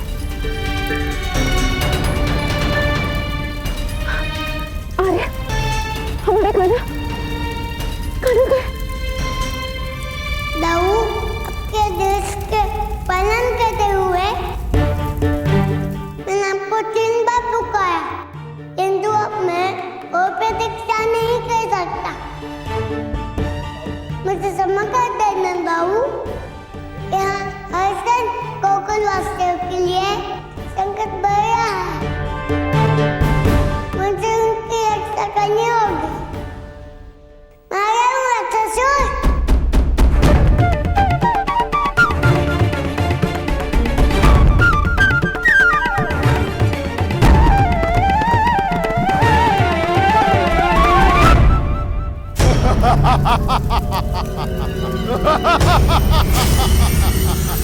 गोकुलवासियों, आज तुम्हारा रक्षक तुम्हारी रक्षा करने क्यों नहीं आ रहा? आओ से सुनाओ। मैया बचाओ, मैया बचाओ।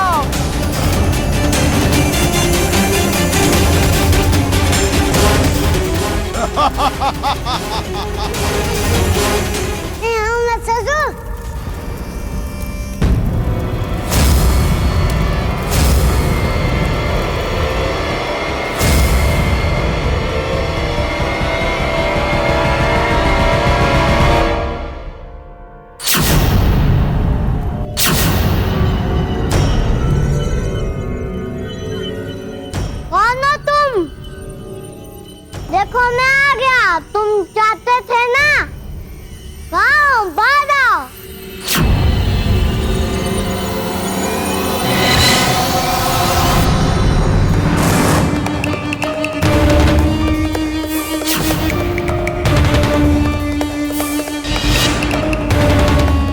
बाबा आप कैसा बाप ने क्या बाबा, परंतु क्यों?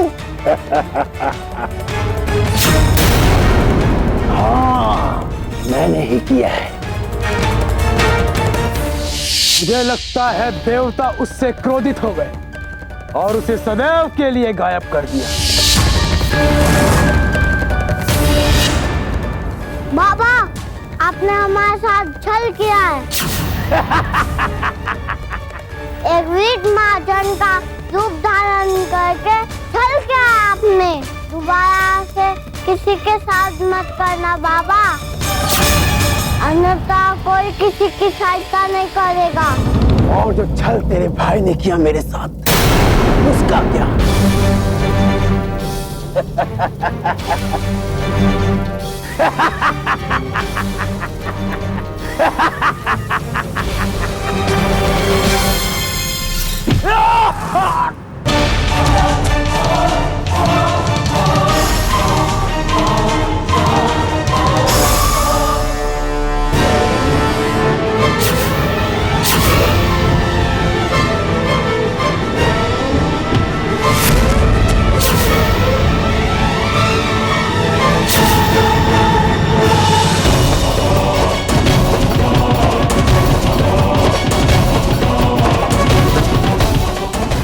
तुझे जीवित नहीं छोड़ूंगा। ठीक है, कर दे मेरा अंत, लेकिन स्मरण रहे मेरे साथ साथ तेरे सभी मित्र और तेरा अनुज भी जीवित नहीं रहेगा। वो सबका अंत कर देगा।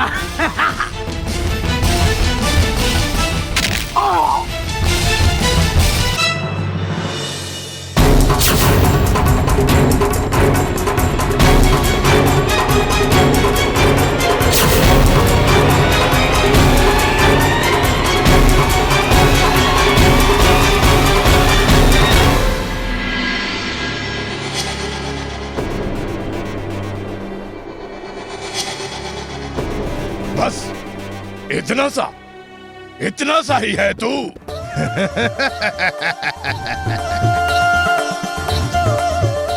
मैं अवश्य तेरा काल बनकर आया हूं। हाँ, काल।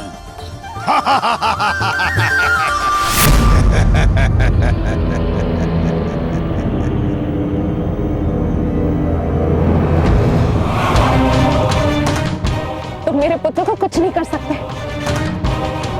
ठीक है, तो पहले मैं तेरे ही प्राण हर लेता हूं, बाद में इस बालक की बारी।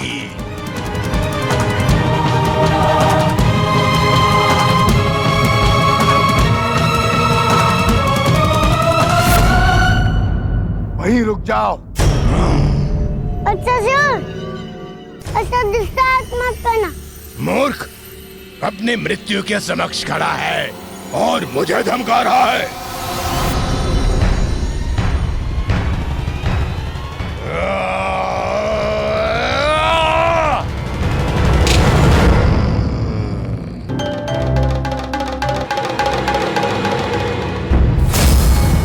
भैया, बाबा,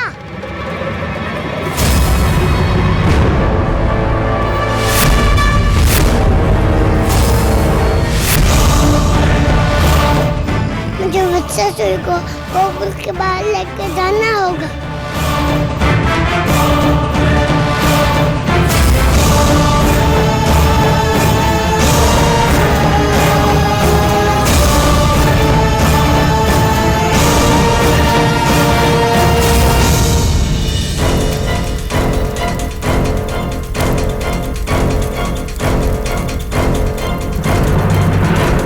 ये सब तो सो रहे।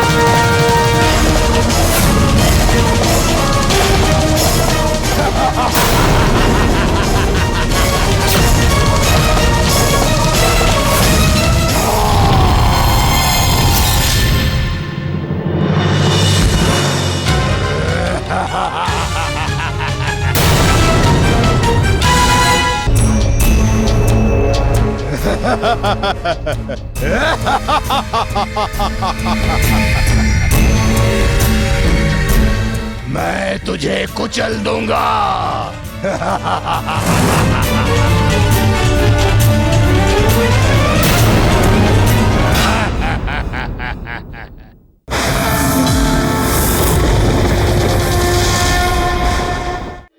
आश्चर्य होता है, महाराज कंस ने मुझे इस विद्य से बालक का वध करने के लिए भेजा है। इस बालक का तुझे कुचलने के लिए तो मेरा पैर ही बहुत है बालक।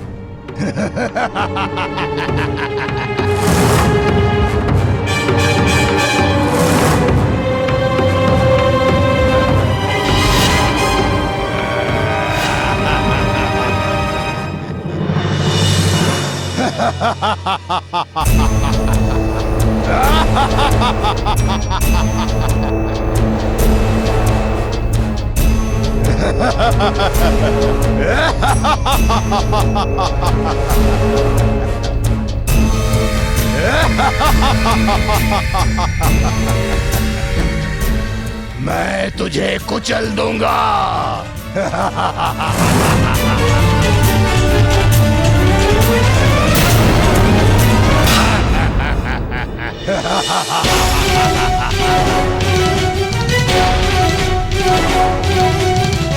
तुम ये भस्म रखो, ये मेरा रक्षा कवच है। समय आने पर तुम्हें इस भस्म का महत्व समझ में आ जाएगा।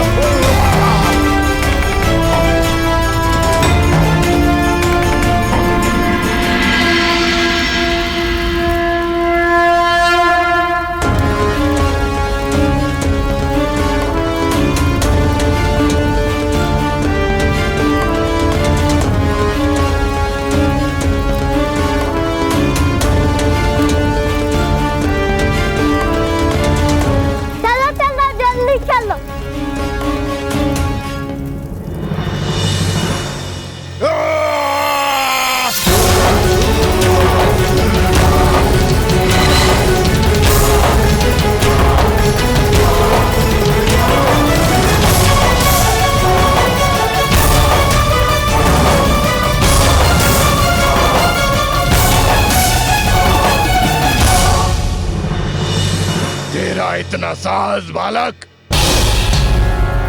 मैं तुझे नहीं छोड़ूंगा। तुझे क्या लगा मूर्ख,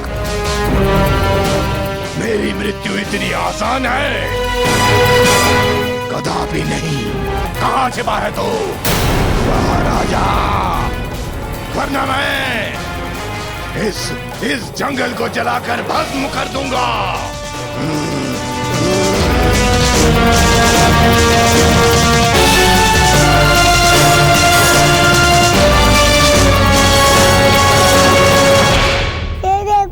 धोने में एक पहर बाकी है, तब तक किसे घूमना पत्थर फेंको। कृष्णा, अभी भी समय है, बाहर आ जा। मैं तुझे सरल मृत्यु दूंगा, अन्यथा मैं तुझे तड़पा तड़पा के मारूंगा। बाहर आ जा।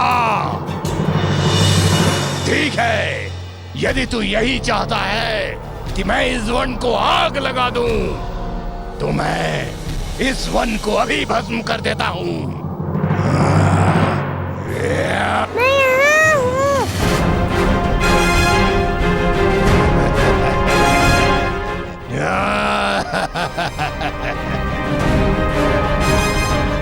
और मैं वहाँ नहीं, यहाँ हूँ।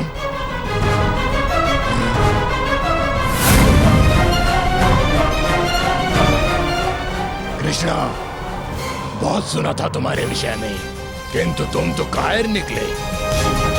स्मरण हो रहा है कि तुम तो मेरे समक्ष खड़े भी नहीं रह सकते। पता नहीं क्यों महाराज कंस तुमसे इतना भयभीत रहते हैं। मैं तुझे एक खटमल की भांति कुचल दूंगा कृष्णा।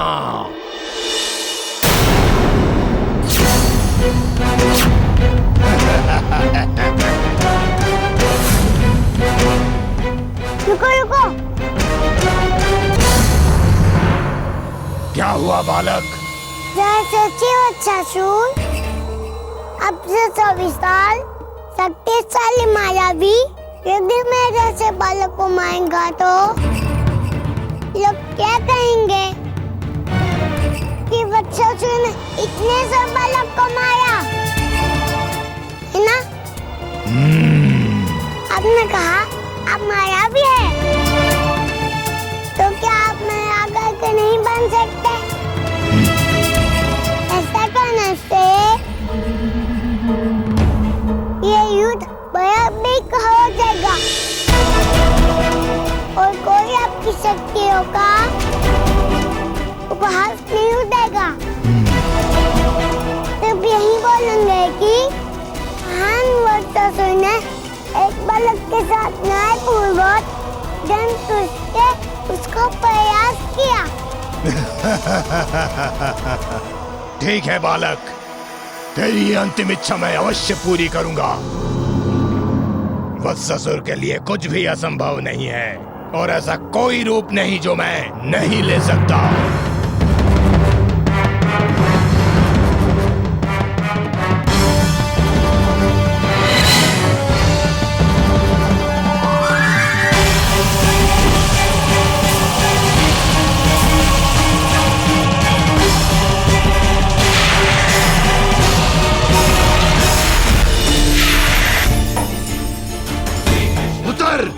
नहीं उतरूंगा।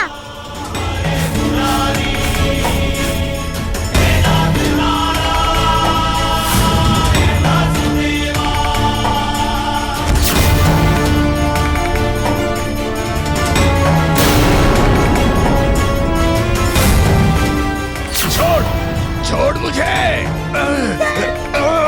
ये क्या कर रहा है तू? उतर मेरे ऊपर से। मैं तुझे जान से मार दूंगा, उतर जा।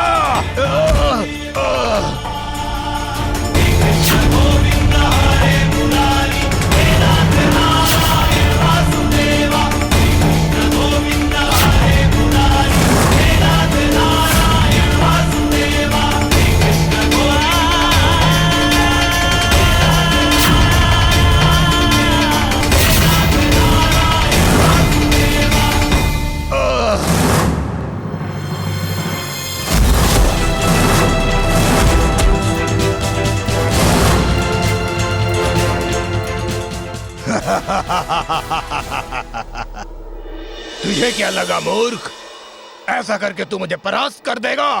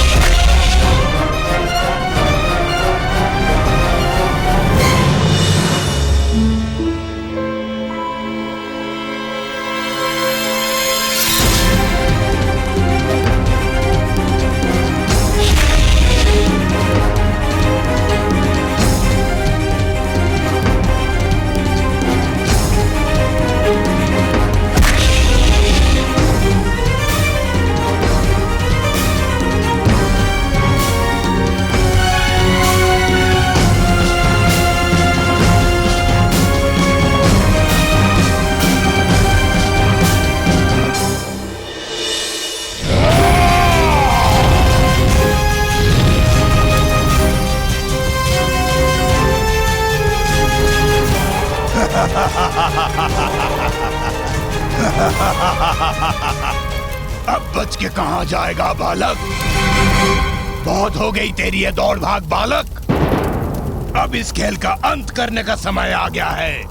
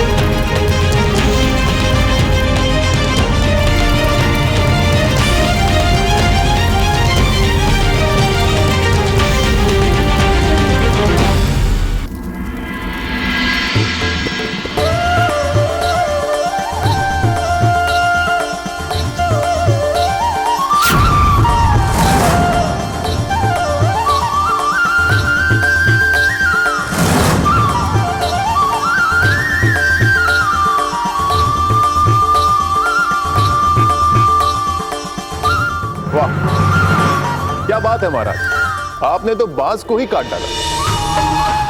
अब बांसुरी कैसे बजेगी?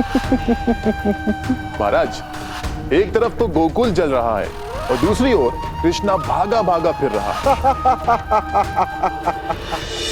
पृथ्वी का सबसे मायावी और शक्तिशाली राक्षस वत्सासुर निश्चित ही उसे खोज कर मौत के घाट उतार देगा। महाराज, पता है मेरे कान कब से सुनने के लिए व्याकुल हैं कि कब मेरा काल मौत के घाट उतरेगा। एक ओर कृष्णा का संहार होगा और दूसरी ओर गोकुल जलकर राख हो जाएगा। उसके पश्चात चारों ओर बस मेरा ही गुणगान होगा, मेरी ही जय जयकार होगी। 200 दिशाओं में केवल एक ही नाम गूंजेगा, कंस। हाँ, कंस, केवल और केवल कंस। आज मेरे काल का अंत होगा, आज मेरे मृत्यु का अंत होगा, आज मेरे अंत का अंत होगा। और उसके पश्चात मैं अमर हो जाऊंगा। अजय अमर।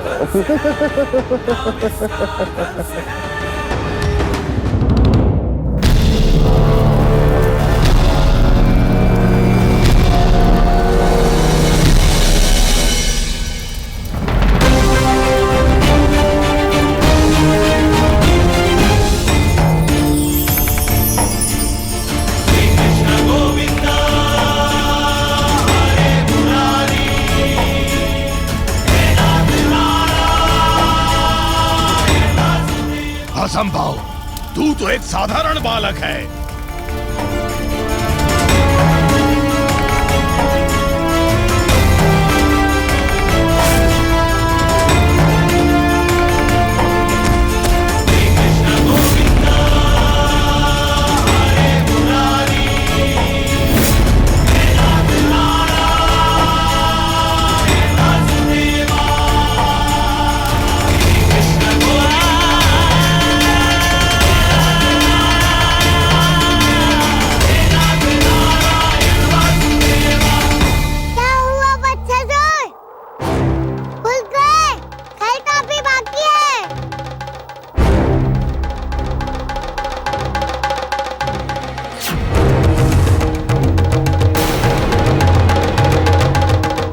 मुझे परास्त करना इतना आसान नहीं है बालक।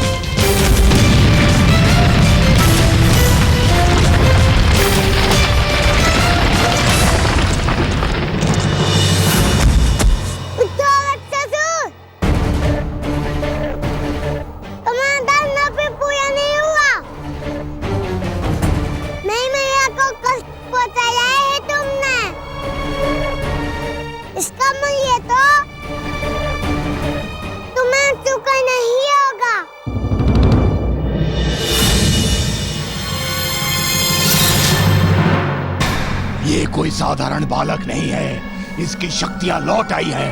अभी यहाँ से भागने में ही भलाई है, अन्यथा ये मेरे प्राण हर लेगा।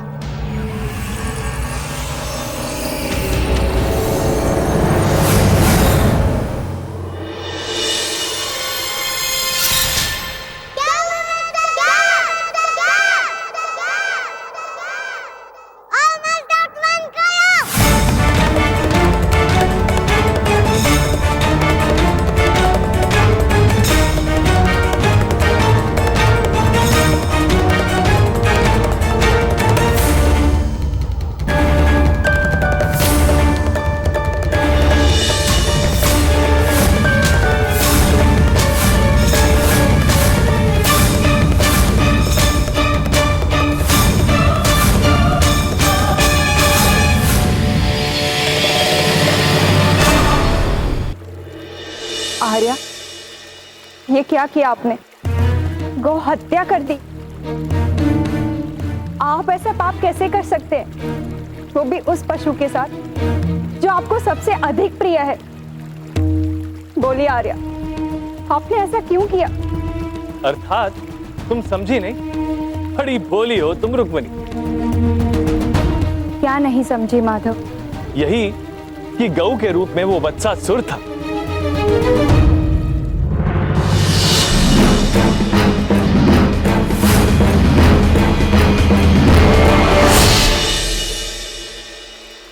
कितना दुष्ट था ये वत्सासुर। स्वयं की रक्षा के हेतु वो निर्दोष और भोले भाले पशुओं के रूप का सहारा ले रहा था। अच्छा किया माधव जो आपने उसका संहार कर दिया। परंतु एक बात बताइए, आपने इतने सारे गायों में से उस दुष्ट को कैसे पहचान लिया? ये तो बहुत सरल था रुक्मिणी। एक बात बताओ, यदि मेरा रूप धारण करके 5 बहरूपिये तुम्हारे समक्ष आ जाएं, तो क्या तुम अपने कृष्णा को पहचान नहीं पाओगे? अवश्य माधव, 5 क्या, यदि मेरे समक्ष 100 बहरूपियों भी आ जाए तो भी मैं आंखें बंद करके आपको पहचान सकती हूँ। और ऐसा क्यों? ये तुम्हारे लिए इतना सरल क्यों है? क्योंकि हमारा संबंध देह से नहीं, आत्मा और हृदय से जुड़ा हुआ है। ठीक कहा रुक्मिणी। उसी प्रकार इस पृथ्वी के सारे जीव जंतु प्राणी मुझसे जुड़े हुए हैं। वो मेरे प्रिय हैं। एक आहट मात्र से सारी गऊ मेरी ओर देखने लगी, केवल एक के, और उसी क्षण में समझ गया कि वो ही वत्सासुर है।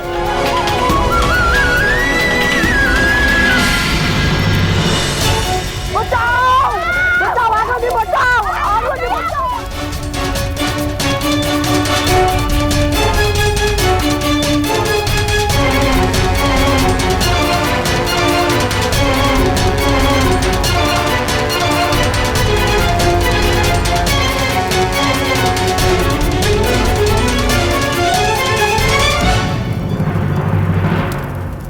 यशोदा, यशोदा, यशोदा, उठो यशोदा, तुम्हें कुछ नहीं हो सकता यशोदा, उठो यशोदा, उठो।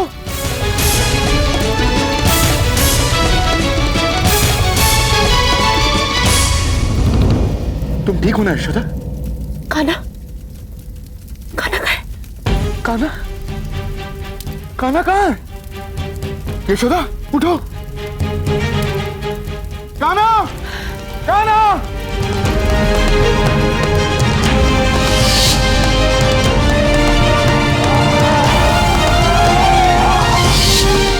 अरे, कहीं वो राक्षस कान्हा के पीछे तो नहीं गए?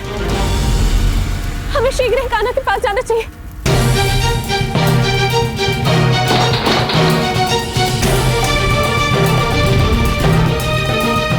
डरो मत यशोदा, डरो मत, आओ, आओ।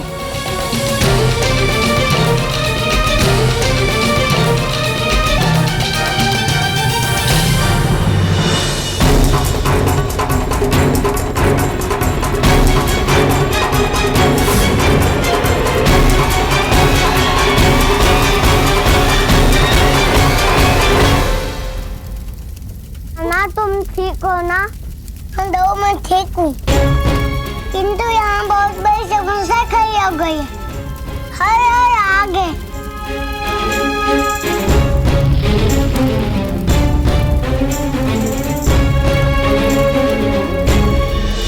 इस अग्नि को इसी तरह शांत करना होगा, नहीं तो ये हमारे गोकुल को नष्ट कर देगी। दाऊ, इतनी भयानक अग्नि किस प्रकार शांत होगी समझ नहीं आया। हमें शीघ्र ही कुछ उपाय करना होगा।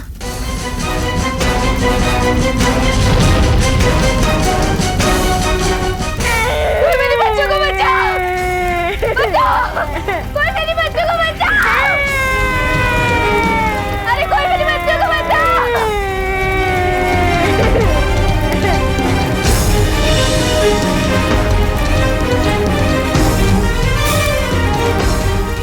यशोदा, तुम यहीं रुको।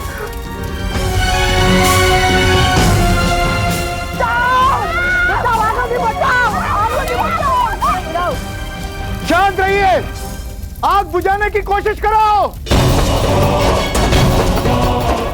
कान्हा, कान्हा!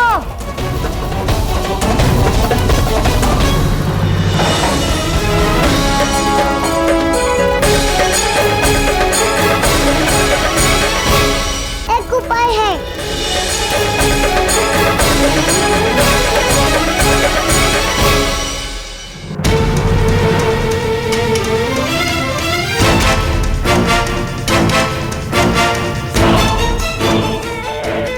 कोई मेरी सहायता करो! अरे कोई मेरे बच्चों को बचाओ!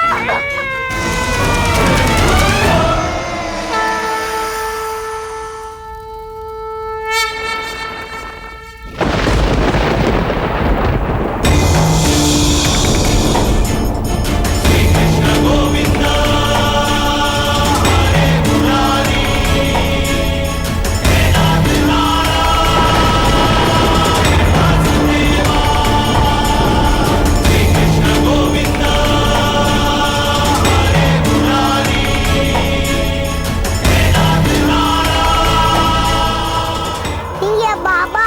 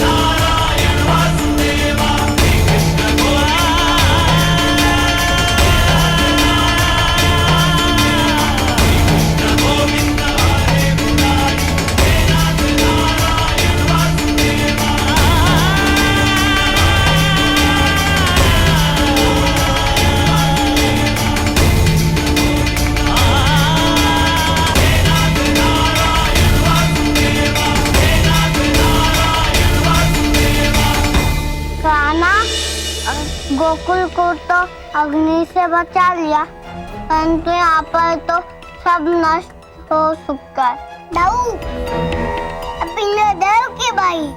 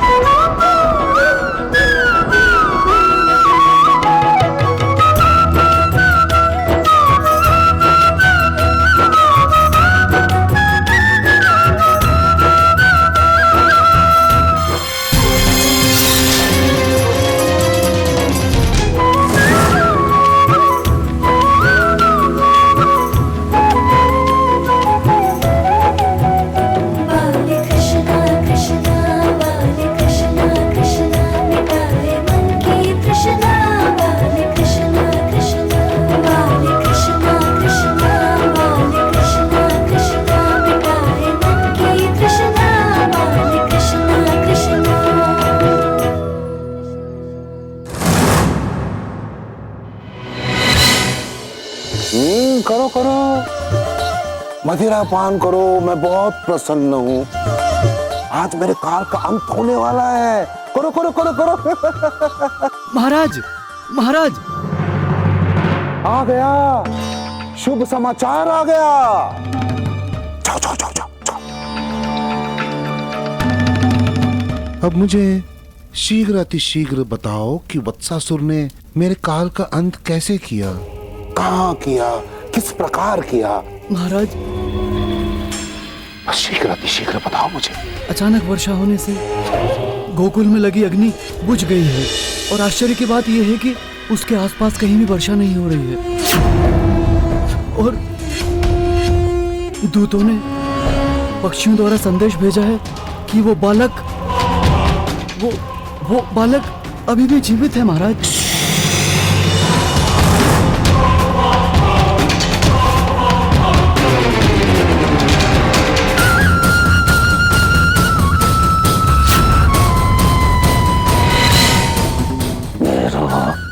काल जीवित है,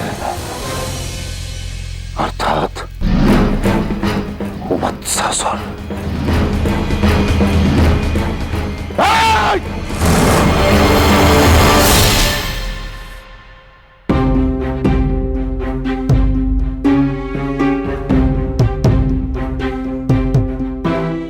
ईश्वर को कोटि कोटि प्रणाम। आज उन्होंने हम सबको इतनी विकट स्थिति से उबार लिया। हाँ यशोदा, ऐसा लगता है कोई चमत्कार हुआ है। प्रभु ने आज मेरे गोकुल को बचा लिया। तेरा कोटि कोटि धन्यवाद प्रभु।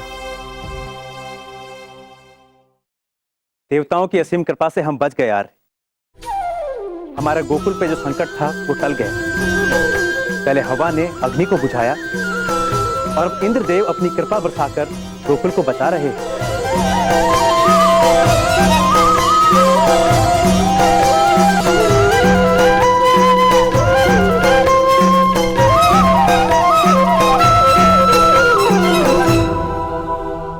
आर्या, हमारा कान्हा कहाँ है? कान्हा कहाँ है आर्या? कान्हा? मैं यहाँ हूँ।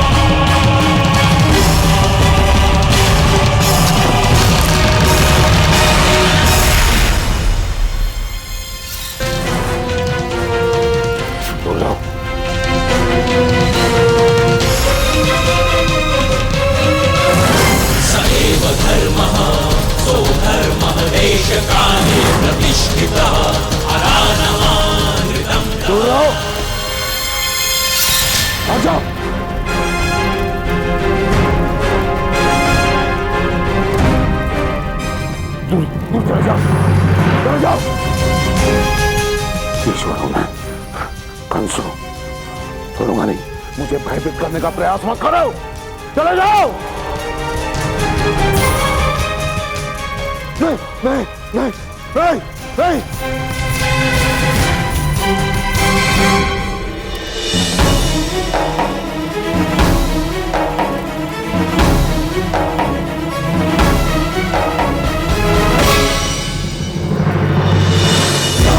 गच्छस्व पितृभिः संयमनिष्ठपूर्तेन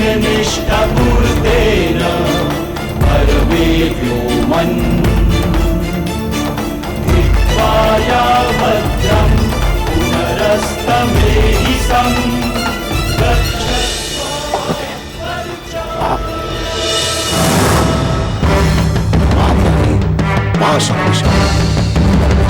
दैत्यों दानवों की एकमात्र हितैषी, एकमात्र मार्गदर्शक श्री शुक्राचार्य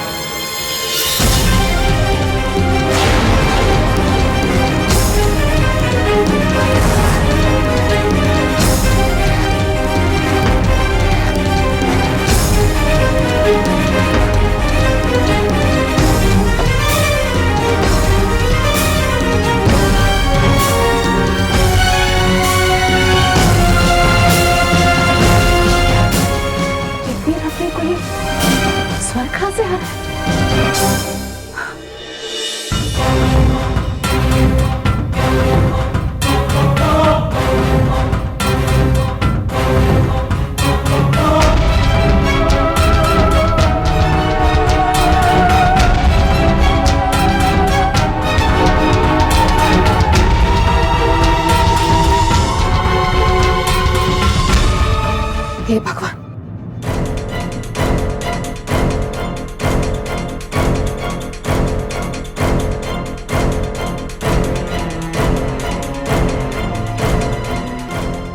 मैया दुखता है, छोड़ दो। कान खींचने से दुखता है और जो तू इतना सारा माखन खा रहा है उससे तेरा पेट नहीं दुखता?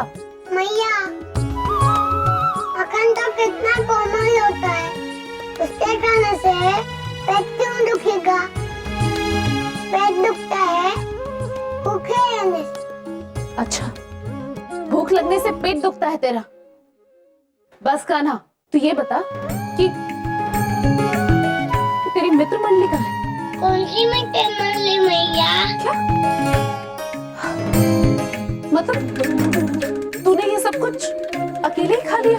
हाँ मैया। मैं नहीं मानती कान्हा, गज भर का तो है नहीं, तो सारा माखन कैसे खा सकता है? तुझे इतनी भूख कैसे लग सकती है? वो मैंने राक्षस को ऐसे ऐसे मारा था ना मैया, तो इतनी भूख लग गई। देख कान्हा, मेरे सामने ये छोटे मोटे किस्से बनाना बंद कर। मैं यहाँ हूँ तेरी, सब समझती हूँ।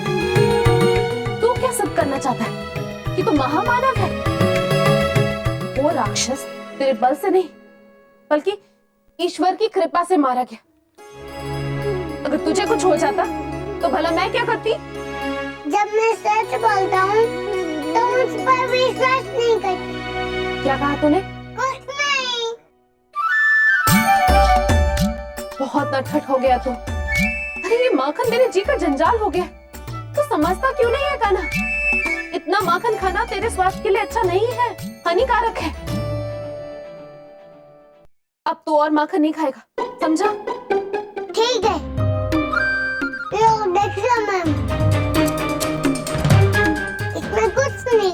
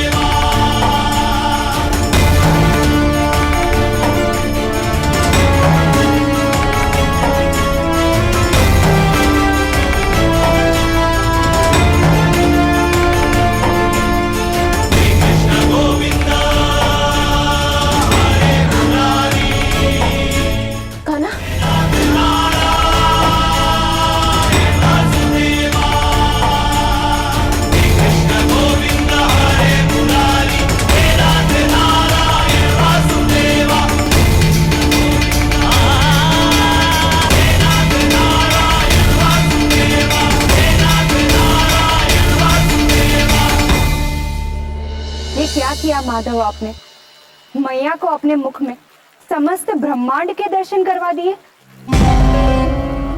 परंतु आप तो चाहते थे कि आपका वास्तविक रूप गुप्त रहे।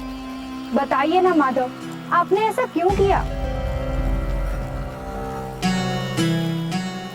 हाँ रुक्मिणी, मैंने सदैव ही मैया से यह रहस्य छिपा कर रखा, क्योंकि मैं जानता था कि यदि मैया को वास्तविकता का ज्ञान हो जाएगा तो हमारा संबंध एक मैया और पुत्र का नहीं, एक भक्त और भगवान का बन जाएगा। परंतु मुझे ऐसा करना पड़ा। मैया को मुख में ब्रह्मांड दिखाने का कारण उन्हें इस बात का ज्ञात कराना था कि उनका पुत्र कोई साधारण बालक नहीं, वो अपनी रक्षा स्वयं कर सकता है।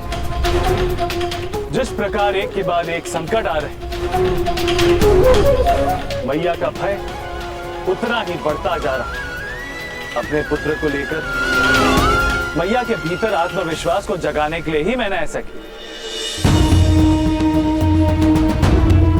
क्योंकि अब जो संकट आ रहा था वो कोई साधारण संकट नहीं था।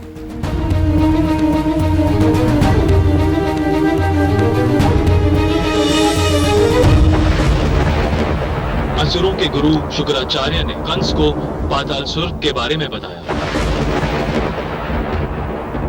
ओम नमः शिवाय, ओम नमः शिवाय, ओम नमः शिवाय, ओम नमः शिवाय, ओम नमः शिवाय, ओम नमः शिवाय।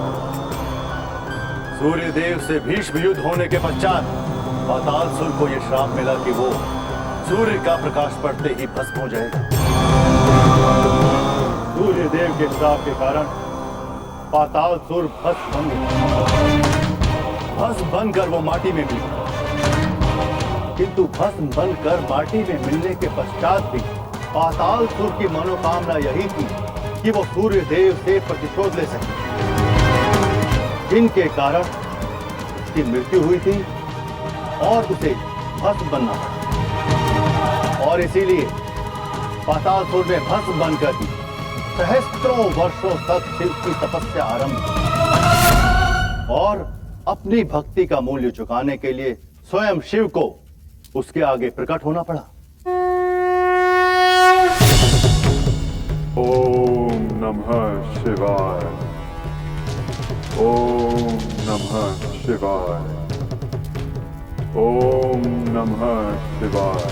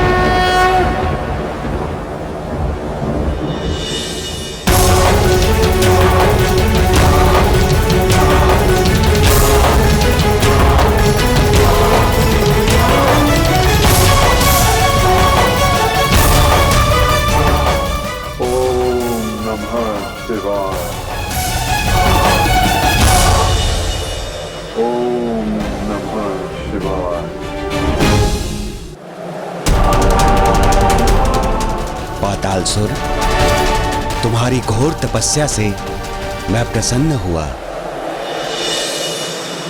तुम्हें जो वरदान चाहिए मांगो। महादेव, आपने सूर्य को जितना शक्तिशाली बनाया है, मैं भी वैसा ही तेजवान बनना चाहता हूं।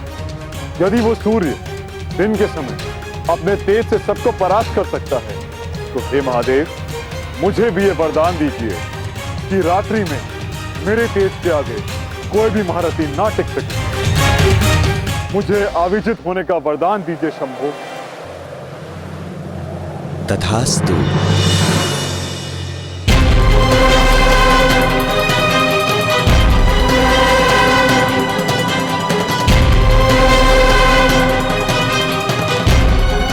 ओम नमः शिवाय।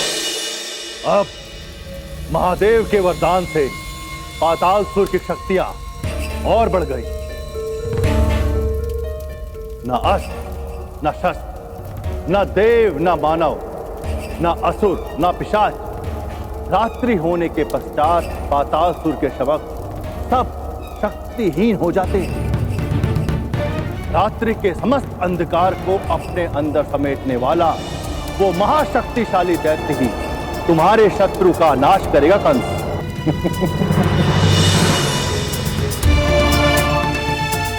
आनंदित हुआ सुनकर। रात्रि, हाँ गुरुदेव, रात्रि। ऐसे ही रात्रि में उस कृष्णा ने जन्म लिया था गुरुदेव। कृष्ण मेरा काल, मेरा शत्रु, मेरा घोर शत्रु, मेरा घनघोर शत्रु कृष्ण। अब देखना तो ऐसे ही भयंकर काली रात्रि में तेरी मृत्यु होगी।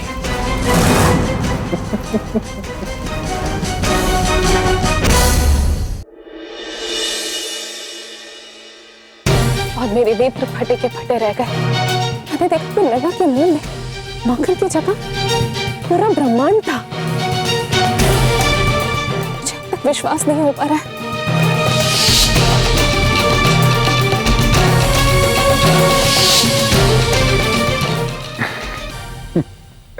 यशोदा, हर माता को अपने बालक में भगवान दिखता है, और वैसे भी हमारे कान्हा पर तो ईश्वर की विशेष कृपा है। अब तो मुझे भी लगने लगा है कि हमारे कान्हा का जन्म किसी महान लक्ष्य के लिए हुआ है।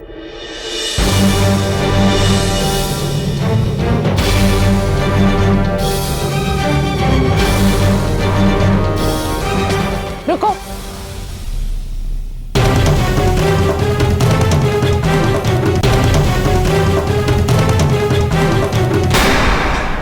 कहाँ जा रहे हो तुम दोनों?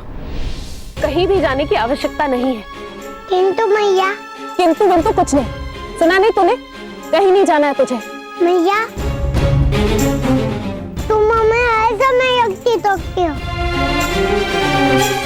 अगर मैं वन में जाना बहुत आवश्यक है, मैं वन जाऊंगा। मुझे वहाँ किसी से मिलना है। क्या क्या कहा तूने? तेरा वन जाना आवश्यक है? तुझे किसी से मिलना है? कृष्णा, बलराम, तुम दोनों वन जा सकते हो, किंतु हमें वचन दो कि तुम दोनों सुरक्षित घर लौट आओ। जी बाबा, हम वचन देते हैं। मैया, मेरे लिए माखन निकाल कर रखना। मैं आकर तुम्हारे हाथों से माखन खाऊंगा।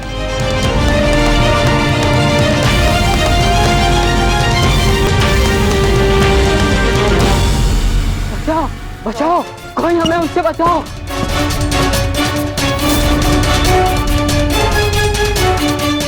बचाओ, बचाओ,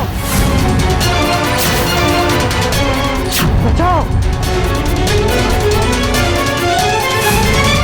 तुम छोटी माँ को कह रहे थे तुम्हें वन में किसी से मिलने जाना है। हम किससे मिलने जा रहे हैं कान्हा? है कोई? बचाओ, बचाओ। बता भी दो कान्हा, कौन है वो? सबसे अलग, सबसे अनोखा।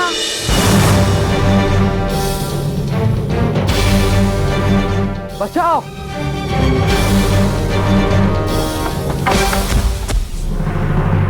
आप सब भाग क्यों रहे हैं?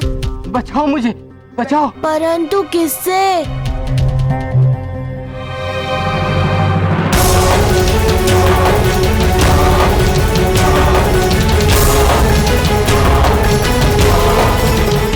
तुम सब बुद्धू हो, मैं रोकता हूँ इसे।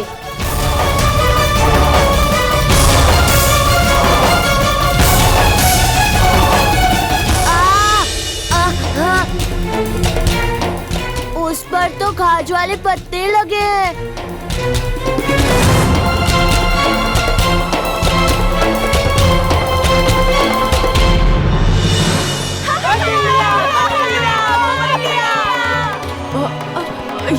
ये क्या हो रहा है? ये क्या हो रहा है?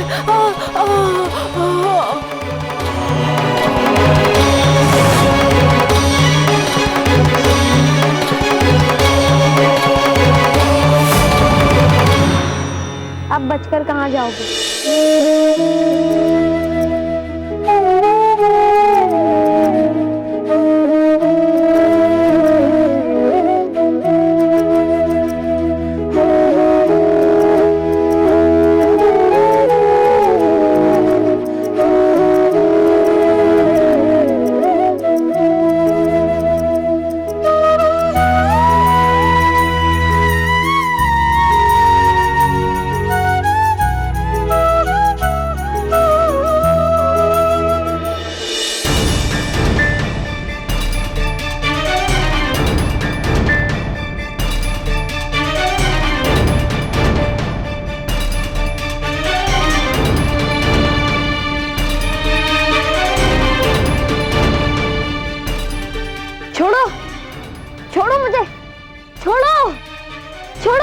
डरो मत।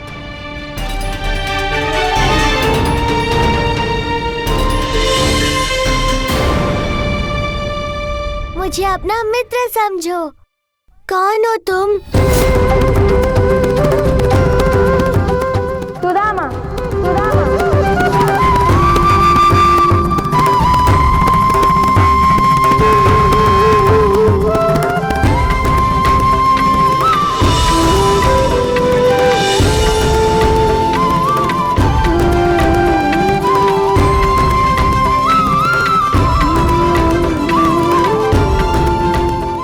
सबको क्यों डरा रहे थे?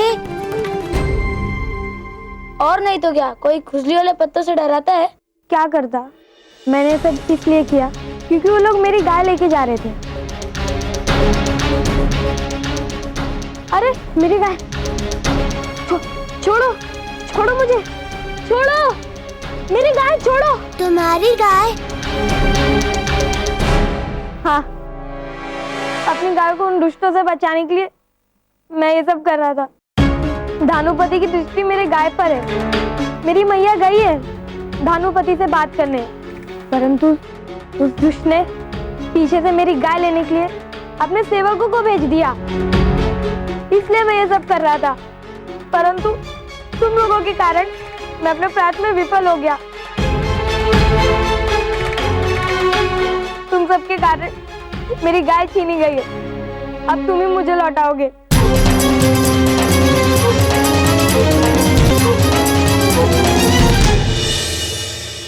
अच्छा, तो इस प्रकार आपने परम प्रिय मित्र सुदामा से आपकी पहली भेंट हुई। हाँ रुक्मणी, सुख में बने मित्र विपत्ति में साथ छोड़ जाते हैं, परंतु विपत्ति में बने मित्र सदा साथ रहते हैं। और मैं सुदामा की विपत्ति में बना मित्र हूं। आंसुओं और पीड़ा से जुड़े हुए संबंधों में भावनाओं के अनदेखे सूत्र होते हैं जो हृदय को एक दूसरे से इस भांति बांध देते हैं कि वो कभी अलग ना हो। मानती हूँ, और ये भी मानना होगा कि देवर्षि सुदामा बचपन में आपसे कम नटखट नहीं थे। अकेले ही धनपति का सामना करने आ गए, और आज के सुदामा को देखकर कोई ये सोच भी नहीं सकता कि वो बचपन में इतने साहसी होंगे। समय रुक्मणी, समय, ये समय ही तो है जो साधारण मनुष्य को साहसी बना देता है, और यही समय कभी उसे डरपोक और विश्वासहीन कर देता है। समय ने ही मेरे नटखट मित्र को दयनीय पिता और कातर पति बना दिया, और वही समय उसे वो सब कुछ दे दिया जिसके वो योग्य था। परंतु ये बताइए माधव कि धनपति के लठेत सुदामा की गायों को खदेड़कर क्यों लेकर गए थे? जब मनुष्य लोभ और तृष्णा से वशीभूत हो जाता है तो सबसे पहले दूसरों के अधिकार छीनने का प्रयत्न करता है और धीरे धीरे अत्याचारी भी हो जाता है। और वही धनपति ने भी किया। और अब समय आ गया था कि धनपति को उसके कर्मों का फल मिले। ईश्वर करे आपके सारे भंडार भरे रहे। मुझ दरिद्र विधवा ब्राह्मण स्त्री को ऐसा दंड मत दीजिए। साहूकार जी, बस 7 दिन और दे दीजिए, मैं आपका सारा ऋण सूद समेत चुका दूंगी। अरे नहीं नहीं नहीं नहीं नहीं नहीं, मुझे लज्जित मत कीजिए। मुझे मेरी पूंजी चाहिए, वो भी आज के आज। आज के आज? नहीं नहीं नहीं, मैं कैसे व्यवस्था करूंगी? साहूकार जी, 7 दिन में ही तो 4 दिन दे दीजिए, मैं आपकी पूरी पूंजी लौटा दूंगी। एक बार उत्तर देने के पश्चात अगर कोई मुझसे प्रश्न करता है तो मेरे पास उसके लिए केवल एक ही उत्तर होता है और वो जय।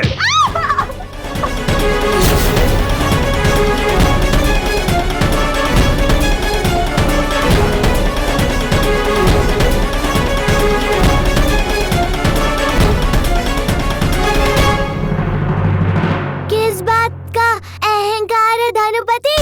अरे तुम यहाँ भी आ गए कृष्णा, हैं? बड़े चर्चे सुने हैं तुम्हारे, हैं? तुम हमारे द्वार पे आए हो, स्वागत है। लेकिन सुना है कि तुम पूरे गोकुल का माखन चुरा के खा जाते हो, क्या ये सत्य है?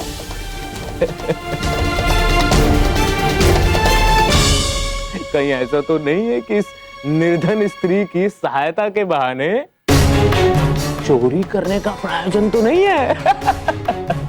तुम मेरे लिए कुछ भी कहो, लेकिन एक स्त्री का अपमान नहीं कर सकते धनुपति।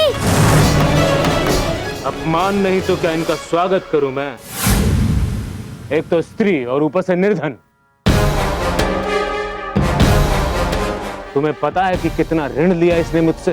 तो एक यही है, तो ये 7 दिन में सब लौटा देगी। इनकी गाय छीनने की क्या आवश्यकता थी? मुझे मेरा धन चाहिए। अगर इतने दयालु हो तो जाओ अपने घर और लाकर दे दो मुझे मेरी पूंजी। इनकी गाय लौटा दो धनुपति, मैं बाबा से कह दूंगा, वो ही इनका ऋण चुका देंगे। वो नंद, वो तुम्हारा पिता, वो चुकाएगा मेरा ऋण। बड़ा दयावान बना फिरता है पूरे गोकुल में, घमंडी है वो, पाखंड करता है। वो तो क्या चाहे पूरा गोकुल आ जाए, तब भी मैं गाय वापस नहीं करूंगा। जो करना है कर ले। ठीक है, मुझे ये चुनौती स्वीकार है। कल भोर में सूर्योदय से पूर्व तुम स्वयं आकर तुम इनकी गाय लौटा कर दोगे।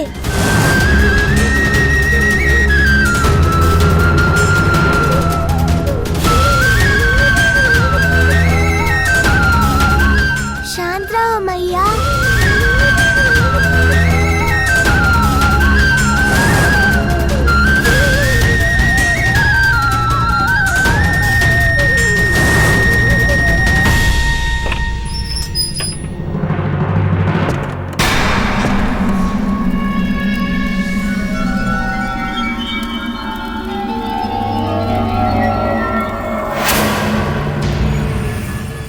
गुरुदेव ने पाताल लोक जाने का ही आदेश दिया था।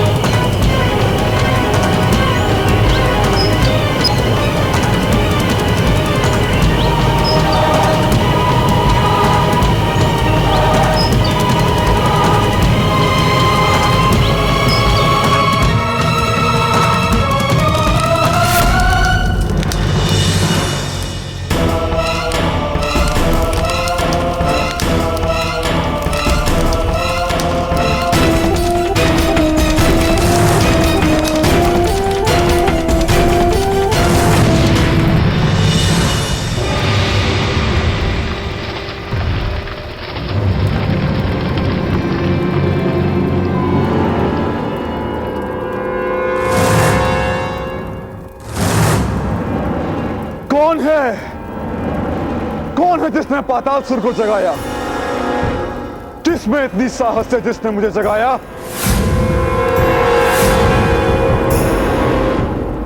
अपना परिचय दो। परिचय? मैं मथुरा नरेश कंस हूं। वैसे भी साहस, दुस्साहस, हिम्मत, शक्ति, युक्ति, कुचक्र, षड्यंत्र, ये सारे के सारे मेरे अधीन हैं। मुझे क्यों जगाया? मैं तुमसे मित्रता करना चाहता हूं। कहते हैं कि शत्रु का शत्रु मित्र होता है। जब शत्रु का शत्रु मित्र हो जाए तो उससे बड़ा लाभ होता है। तुम किस शत्रु की बात कर रहे हो? वही हरि नारायण विष्णु। हम दोनों का शत्रु एक ही है और मैं ये चाहता हूं कि तुम मेरे उस शत्रु को समाप्त कर दो। मुझे तुम्हारी कोई आवश्यकता नहीं। मैं स्वयं ही अपने शत्रु को संभाल सकता हूं। यदि मित्र बनना चाहते हो तो पहले मुझ पर अपना बल सिद्ध करो।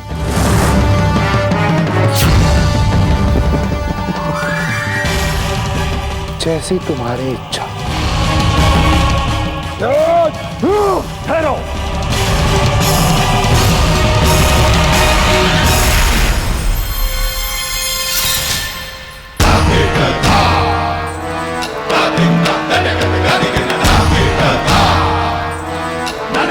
तुम दोनों का एक ही शत्रु है, हरि। तुम सत्य कहते हो कंस, सभी असुरों का शत्रु है वो। सदैव ही असुरों से छल करके उन्हें मूर्ख बनाकर देवताओं को लाभ पहुंचाया है उसने। सदैव उसने ऐसा ही किया गुरुदेव। इसी कारण तो मैं उसका विरोध करता हूं। समुद्र मंथन के समय मोहिनी रूप धारण करके सारा अमृत देवताओं को दे दिया उसने, और फिर वामन अवतार लेकर बाली को पाताल लोक पहुंचा दिया उसने। और जब मैंने उसे रोकने का प्रयास किया तो ये दुर्दशा बना दी मेरी। उसकी दूरता की कल्पना भी नहीं की जा सकती। इसलिए आपस में लड़ने से अच्छा है कि हम सब मिलकर उसका सामना करें। चिंता मत कीजिए गुरुदेव, आपके इस अपमान का प्रतिशोध मैं स्वयं लूंगा।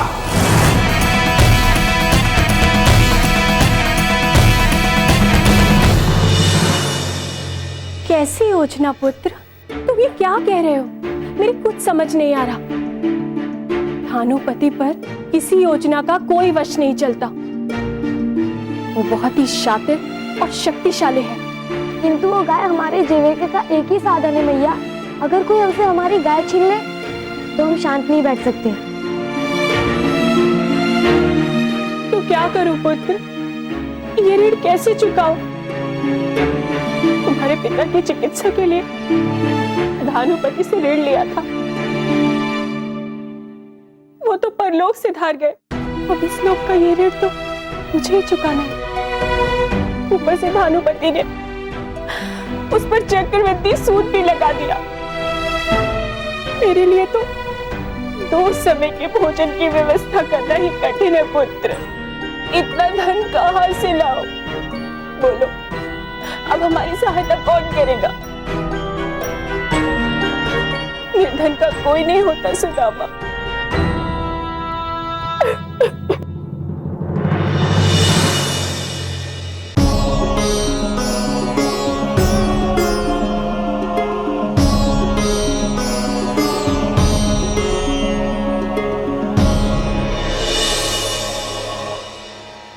माँ सही कहती है, निर्धन की पीड़ा कोई नहीं समझता।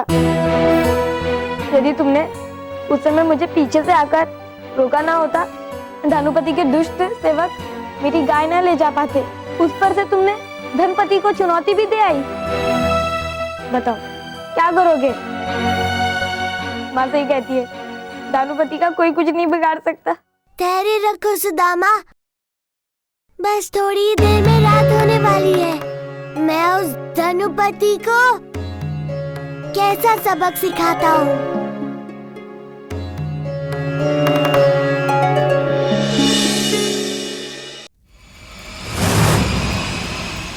अब उस हरि को कोई नहीं बचा सकता। आज की रात्रि मैं आपकी मनोकामना पूरी कर दूंगा गुरुदेव। वो हरि पृथ्वी पर तो क्या, तीनों लोकों में कहीं नहीं टिक पाएगा।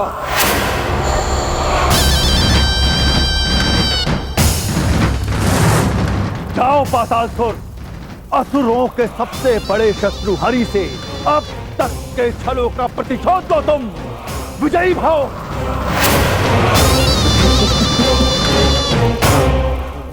हरि, नारायण, विष्णु, तेरा अंत निश्चित नहीं, सुनिश्चित है।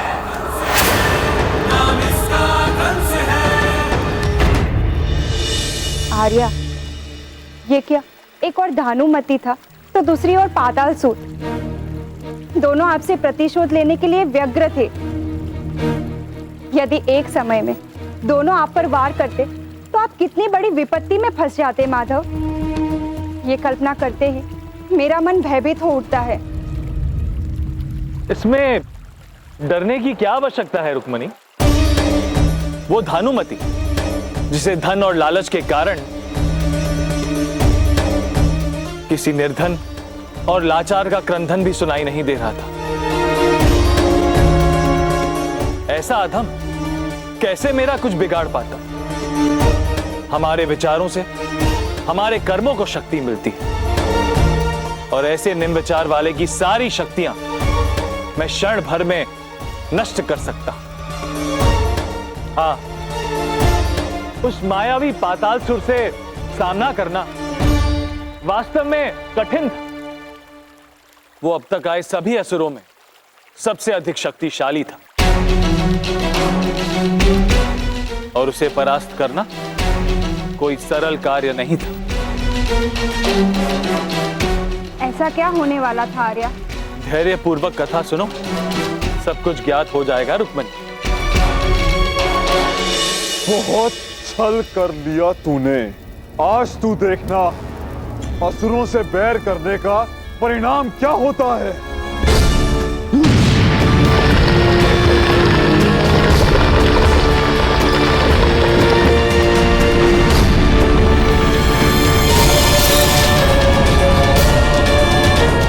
मैं आ रहा हूं कृष्णा, तेरा काल बन के इस काल रात्रि में।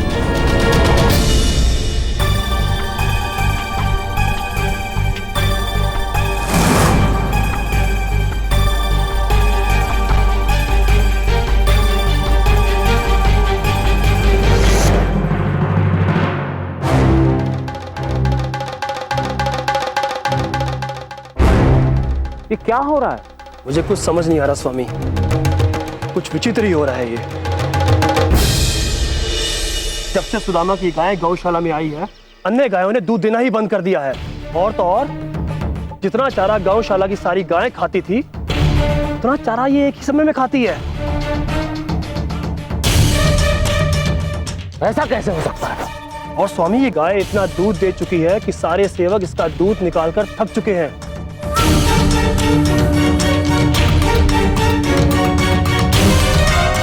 मुझे लगता है जैसे ये कामधेनु गाय है। ये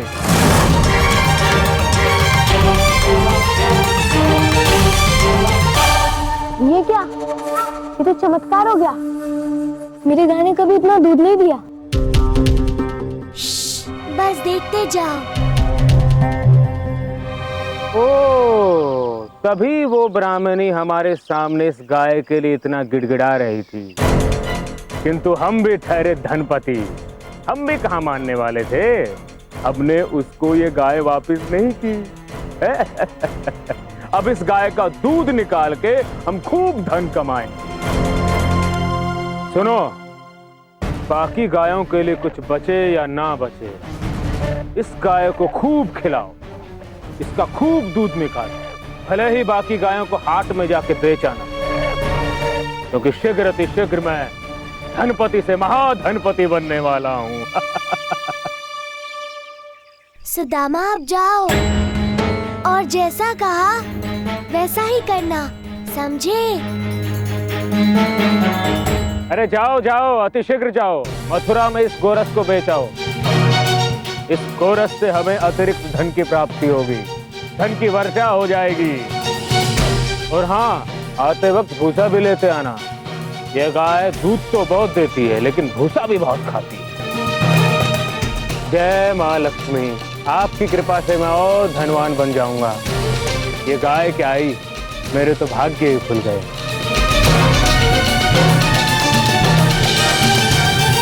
ये सब आप लोग ले जाइए। अरे अरे अरे, ये क्या कर रहे हो? अरे कोई रोको इन्हें, ये मेरी गाय का दूध है। और किसके कहने पर कर रहे हो सब? हैं? मेरे कहने से। तेरा इतना साहस बालक? हाँ, क्योंकि आपके इस गाय को यहाँ लाने से पहले अगले 1 वर्ष का दूध मैंने गांव वालों को बेच दिया था और उनसे धन भी ले लिया था। गाय आपने बाद में लिए, वचन मैंने पहले दिया।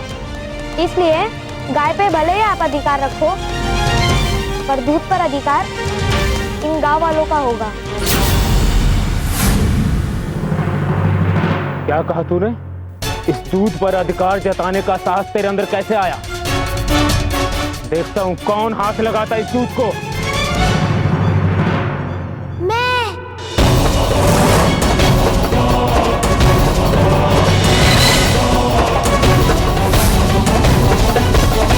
मुझे भी सुदामा ने ये दूध बेचा था। ओह, तो ये सब तेरा किया धरा है। ओ नंद के लल्ला, दिखा दिया ना तूने अपना स्वभाव, चोर कहीं के। तुम्हारे पिता ने तुम्हें यही शिक्षा दी है क्या? काका, बाबा ने ही मुझे ये सिखाया। किसी निर्बल पर अत्याचार हो तो उसका बल बन जाओ, और वही मैं कर रहा हूँ।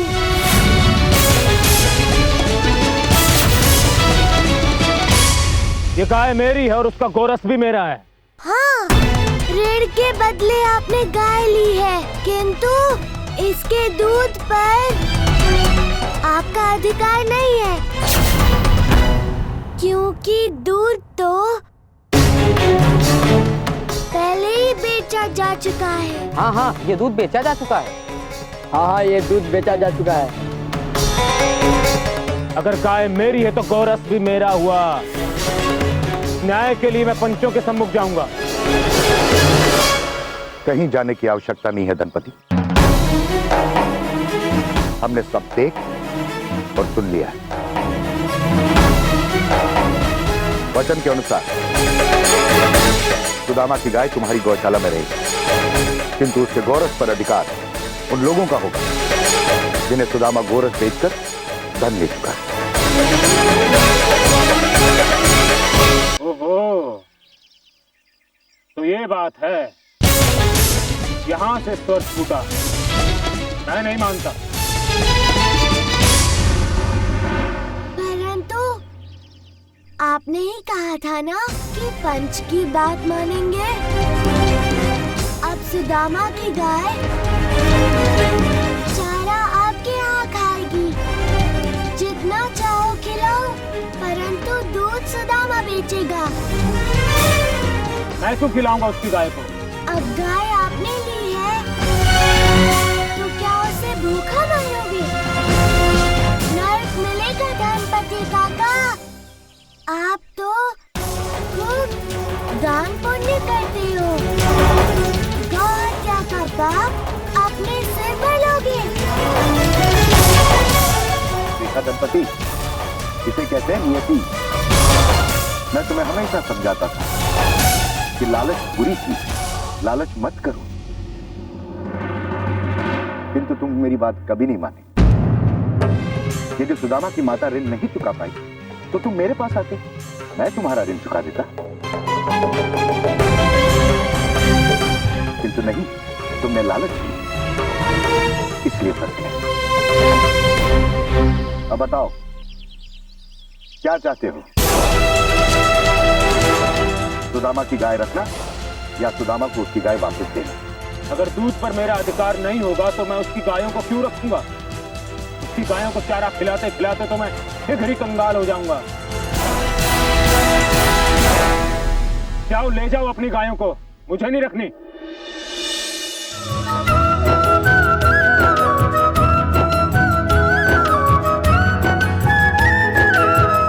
कृष्णा, गिर घर लौट आना। जी बाबा।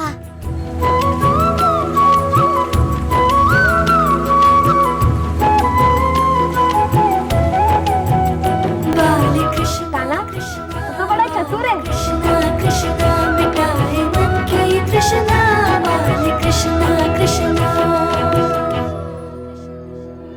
तुमने तो मेरे गायों को बचा लिया कान्हा, किंतु गाय ने इतना दूध दिया कैसे? गौ माता की इच्छा, वो धनपति को दंड देना चाहती होंगी। तुम्हारे इस उपकार के बदले तुम्हें क्या चाहिए? तुम्हारी मित्रता। नट्टी पट्टी कट्टी, आज से हमारी बट्टी।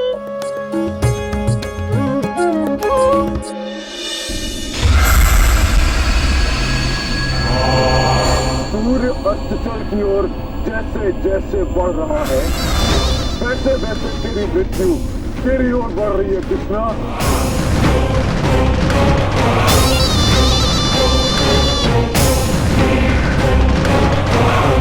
तुम्हारा ये उपकार मैं कभी नहीं भूलूंगा।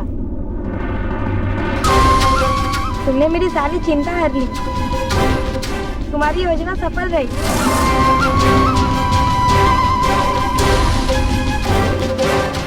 तुमने मेरे विरुद्ध योजना बनाई, मैं तुझे छोड़ूंगा नहीं।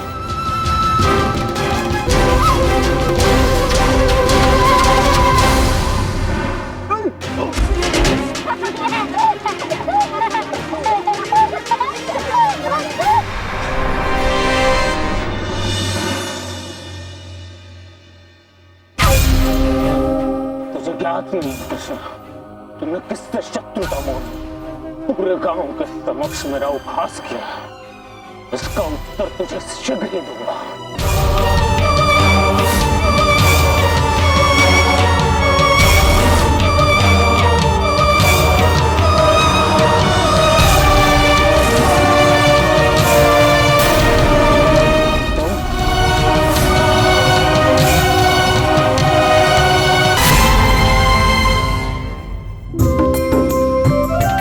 हे प्रभु, आज कितने समय पश्चात मैं अपने लाल को माखन खिला पाऊंगी।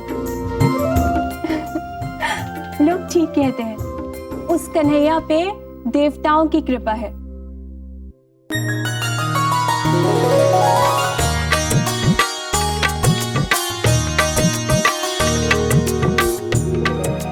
सुदामा, ये ले माखन खा।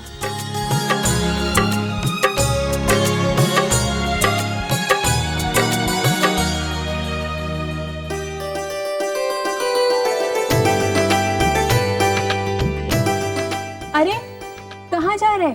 यहीं बैठ के खाना। जिसके कारण ये माखन मिला है, उसे देने जा रहा हूँ। जा।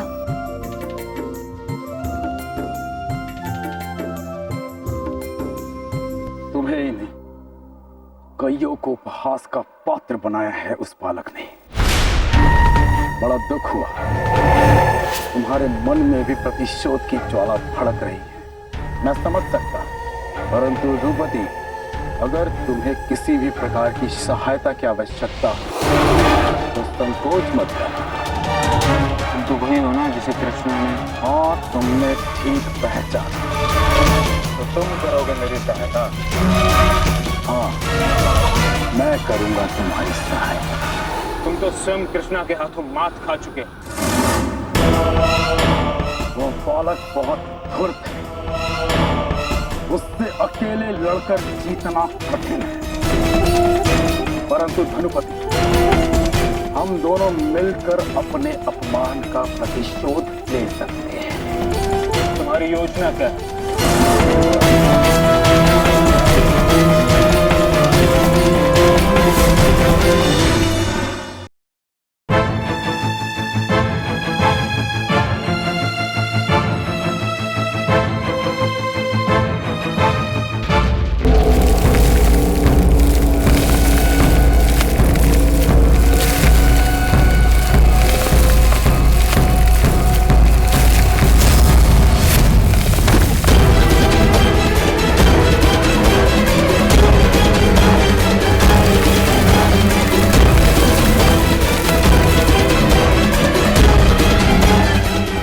कहाँ है तू कृष्णा? देख, तेरा काल आ गया है।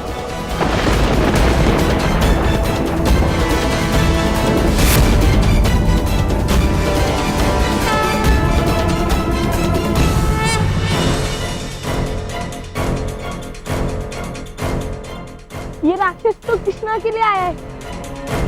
अब मैं क्या करूं? कहाँ है तू बालक? सुना है तू उस मायावी हरि का अवतार है। 3 तक गिनूंगा, अगर बाहर नहीं आया तो सारे गोकुल का विध्वंस कर दूंगा।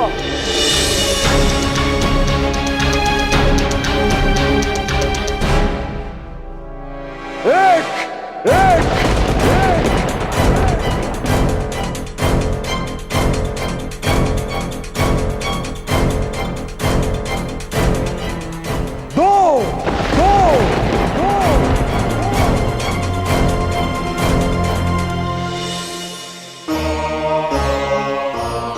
अरे कान्हा, कहाँ जा रहा है तू?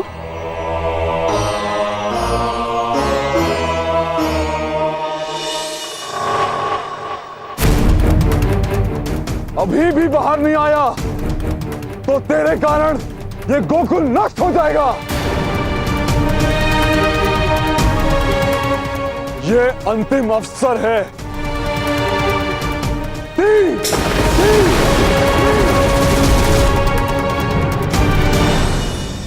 बोलना, कहाँ जा रहा है इतनी रात्रि को? कहीं नहीं।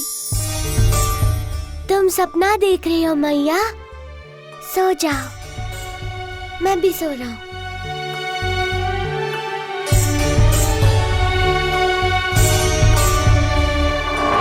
मैंने कहा था ना, अगर तू बाहर नहीं आया तो गोकुल के विध्वंस का कारण तू स्वयं बनेगा।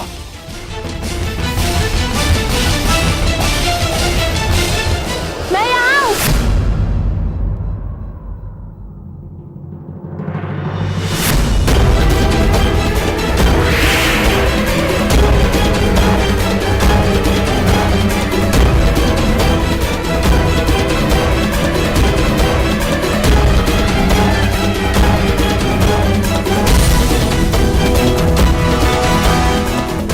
मोरपंख, तो तू कृष्णा है? हाँ, मैं हूँ कृष्णा।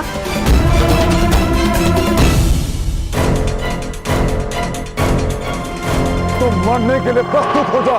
देखते हैं किसके हाथों किसकी मृत्यु लिखी है।